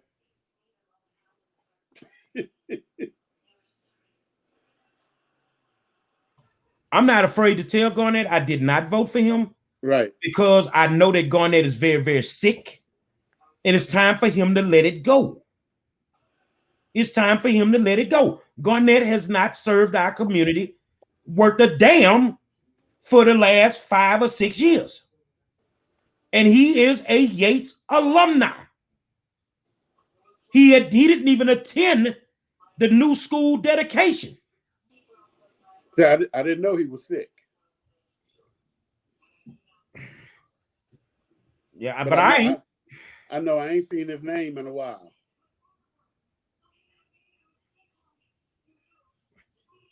But to answer Donovan's question, if when you get an opportunity, take a look at how the 18th congressional district maps out, okay, and look at the areas that it covers. Now, the area that Wendell Champion lives in is at the very edge of that 18th congressional district, because it's gerrymandered really bad. It hooks all the way up to the north and then comes out into a wide loop into the south. So they basically gerrymandered her into Black neighborhoods. So if he lived in the Black neighborhood, he would be more acceptable? I think he probably would. Well, Sheila live in the Black neighborhood and don't do a motherfucking thing for us. Well, Monroe, I'm going to have to show you exactly what Sheila's done. Please show me. I'm going to show you. But you're going to have to show me. You can show me after this election because I didn't vote for it. When I pulled it up, I say, I'm going to have to show this to Monroe because he got to be in his bonnet for Sheila. No, I got to be in my bonnet because I'm tired of going to funerals. I got to be in my bonnet because my seniors are not being taken care of. They're being pimped. I got to be in my bonnet because my schools are failing and ain't nobody doing shit about it. I got to be in my bonnet for a lot of reasons, that it should have been more fighting for more stimulus money than just $1,200 every 6 goddamn months. That's what I got to be in my bonnet about. But these people ain't doing jack shit but collecting checks. But do you realize that Sheila Jackson Lee is one representative, but we have right here in our area, we have 2 Republican senators. What have they done for us? Ted Cruz and John Corrigan are our representatives in Washington. What have they done for Black neighborhoods? But you hold them to a higher regard than you hold your Negro politicians. No, I hold them all. They all equal to me. because I write Ted Cruz and I write John Cornyn, and I tell them, I'm not a Republican, I'm not a Democrat, I am a constituent. And you owe me the same respect that you owe the people in Tyler, Texas. Because Ted Cruz ain't from Tyler, Texas, but he'll run up there real quick. So when the last time you wrote an email to Sheila? I know where to find Sheila. I ain't got to write her nothing. Yeah, wherever they giving out free masses and turkeys. Now, anytime all you got to do is tell her, pull out a TV camera and Sheila going to be there. That's the problem right there. Let me ask this question. Kendrick, did you like the job that Sheila Jackson Lee and Sylvester Turner did with Black people in regards to Hurricane Harvey? Oh, no. You know, we still see blue tarps around our city right now. And you're going to vote for them again? Or for Sheila Jackson Lee again? I don't like the job Greg Abbott did, but he's still our governor. So you're going to vote for her again? But that's not the total sum of what she's done. Just because I'm not happy with one thing doesn't mean I'll throw the baby out with the bathwater. But see, because I like Vince, but I feel like Vince is not ready. But at least Vince, you know, you spoke to Vince once before, Monroe. I like Vince, and Vince is moldable into a decent legislature later, but Vince is not ready for Congress. Vince needs to start off in city council and work his way up to Congress. I want to answer this statement. She finally showed up on us, Demetria. Gary's show be on the Democrats more than he be on the Republicans. I've told you it's an honor to sit up here every night with two intelligent Black people, and I'm the crazy ass Black Republican. I'm not kissing no Democrats' ass no more. I'm not begging for no turkeys no more. I don't eat turkey. I don't give a damn. I'm chasing the bag now. And these Democrats don't even have enough money to pay their damn poll workers. But the Republicans got their people out there. So, baby, if you're trying to get it at me, I done said it. I did not leave the Democratic Party. The Democratic Party left me.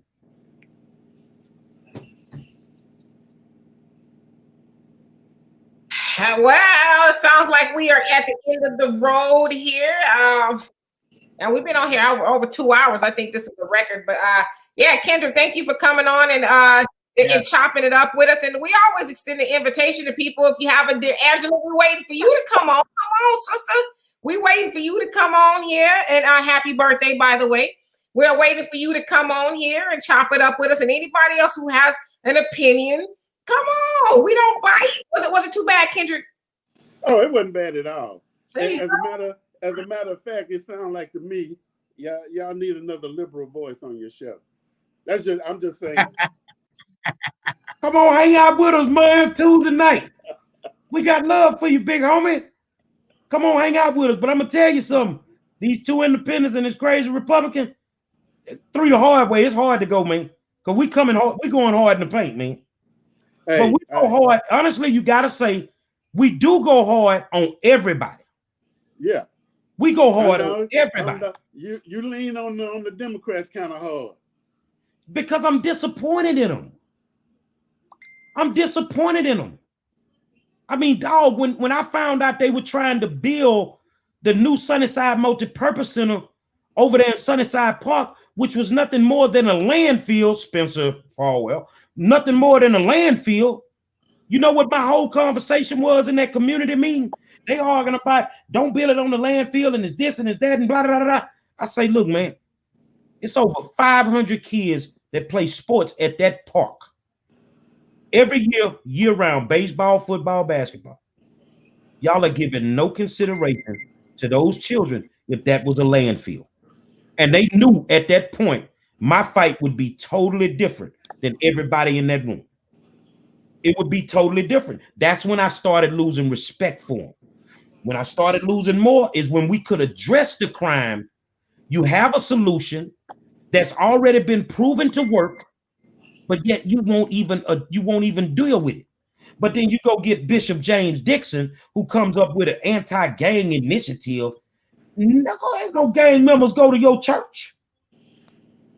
They ain't coming up in there to praise God. What they doing, 45 gun salutes in there? You don't even know how to talk to a gang member. So it's just things that have started happening that I just started to say, well, hold on. These people ain't who they say they are. Well, you can parade James Dixon out in front of the camera. You can't put Monroe out there. Ain't no telling what's going to come out his mouth. No, ain't the real. Now, I've always conducted myself well on camera, but the real going to come out my mouth. Yeah, a lot of people say that we do go hard on Democrats, but there's a reason for that. Black people give 88% of their vote to the Democratic Party, so there's really no need to address Republican issues when we keep giving our vote to a party that doesn't give us results or give us anything for that vote, and that's what we're trying to do. If people would start holding these people more accountable and showing some tangibles for our vote, then everything would be copacetic. I would care less if everybody stayed a Democrat.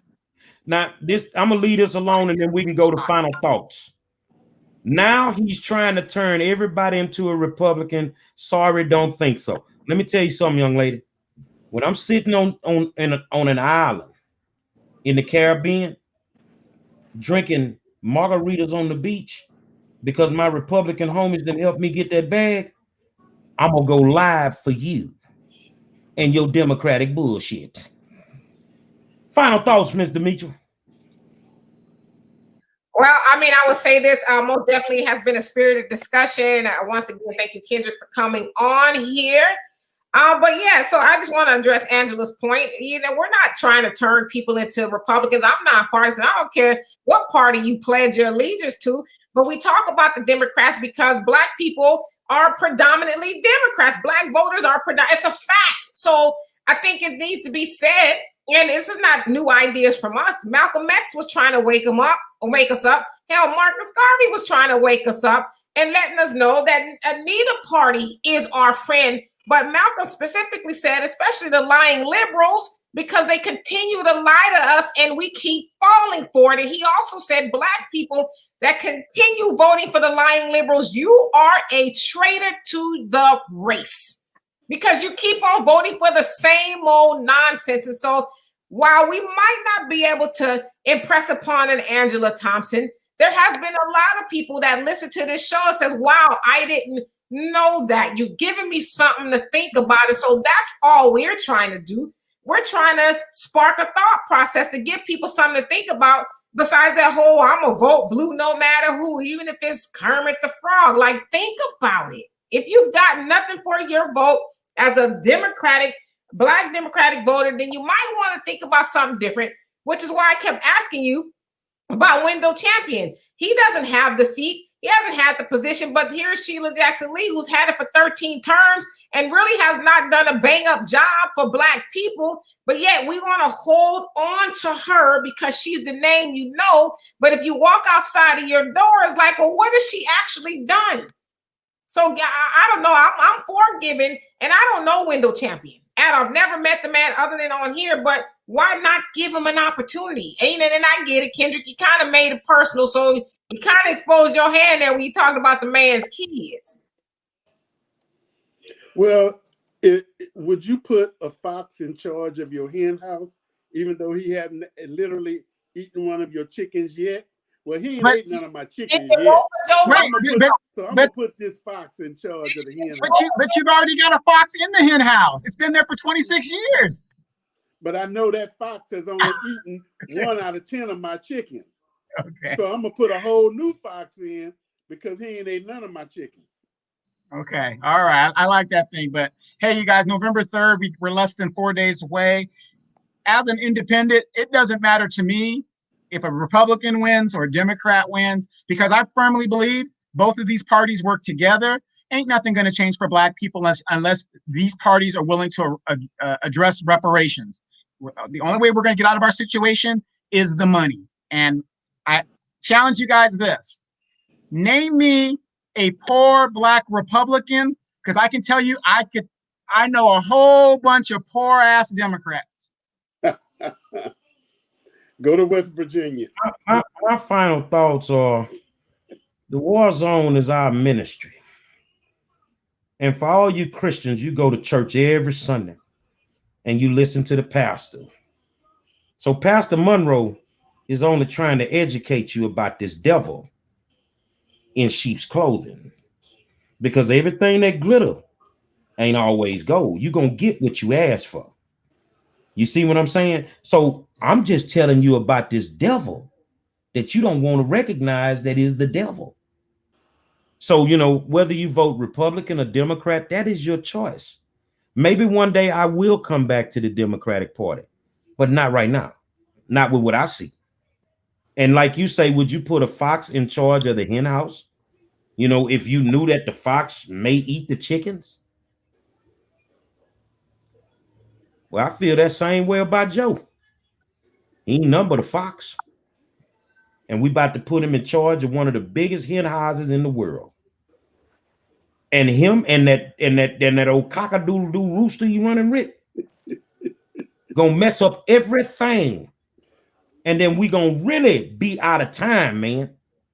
Because if we burn 4 years messing with this dude and don't nothing get done, we 8 years away from being slaves. Say, man, hey, it's another spirited discussion. Kendrick, I thank you for taking the time out to have the guts to come on. Angela, we waiting on you. When you gonna show up? And if it wouldn't be for Demetria, I'd have hit that block button a long time ago. But she told me don't do it. So I really want you to come and hang out with us one night. And you too can leave with no skin on your bones when we finish eating you up. Say, man, you know what it is, man. We the best in the business. It's the war zone, man. I want to thank my good friend Donovan Sadiq, the queen, Demetria K, our special guest, Kendrick Owens, and I am the 5-star general. I think this Sunday I'm going to go in for about 6 hours and do some war zone radio and invite all my Republican homies to come hang out with me. If you're mad at me now, you're going to be mad at me on Super Tuesday. But I did keep my promise, Demetria and Donovan. In February, I told y'all I was going to y'all up in November. I told you. And it's hot on these streets. Until Monday, we'll holler at y'all.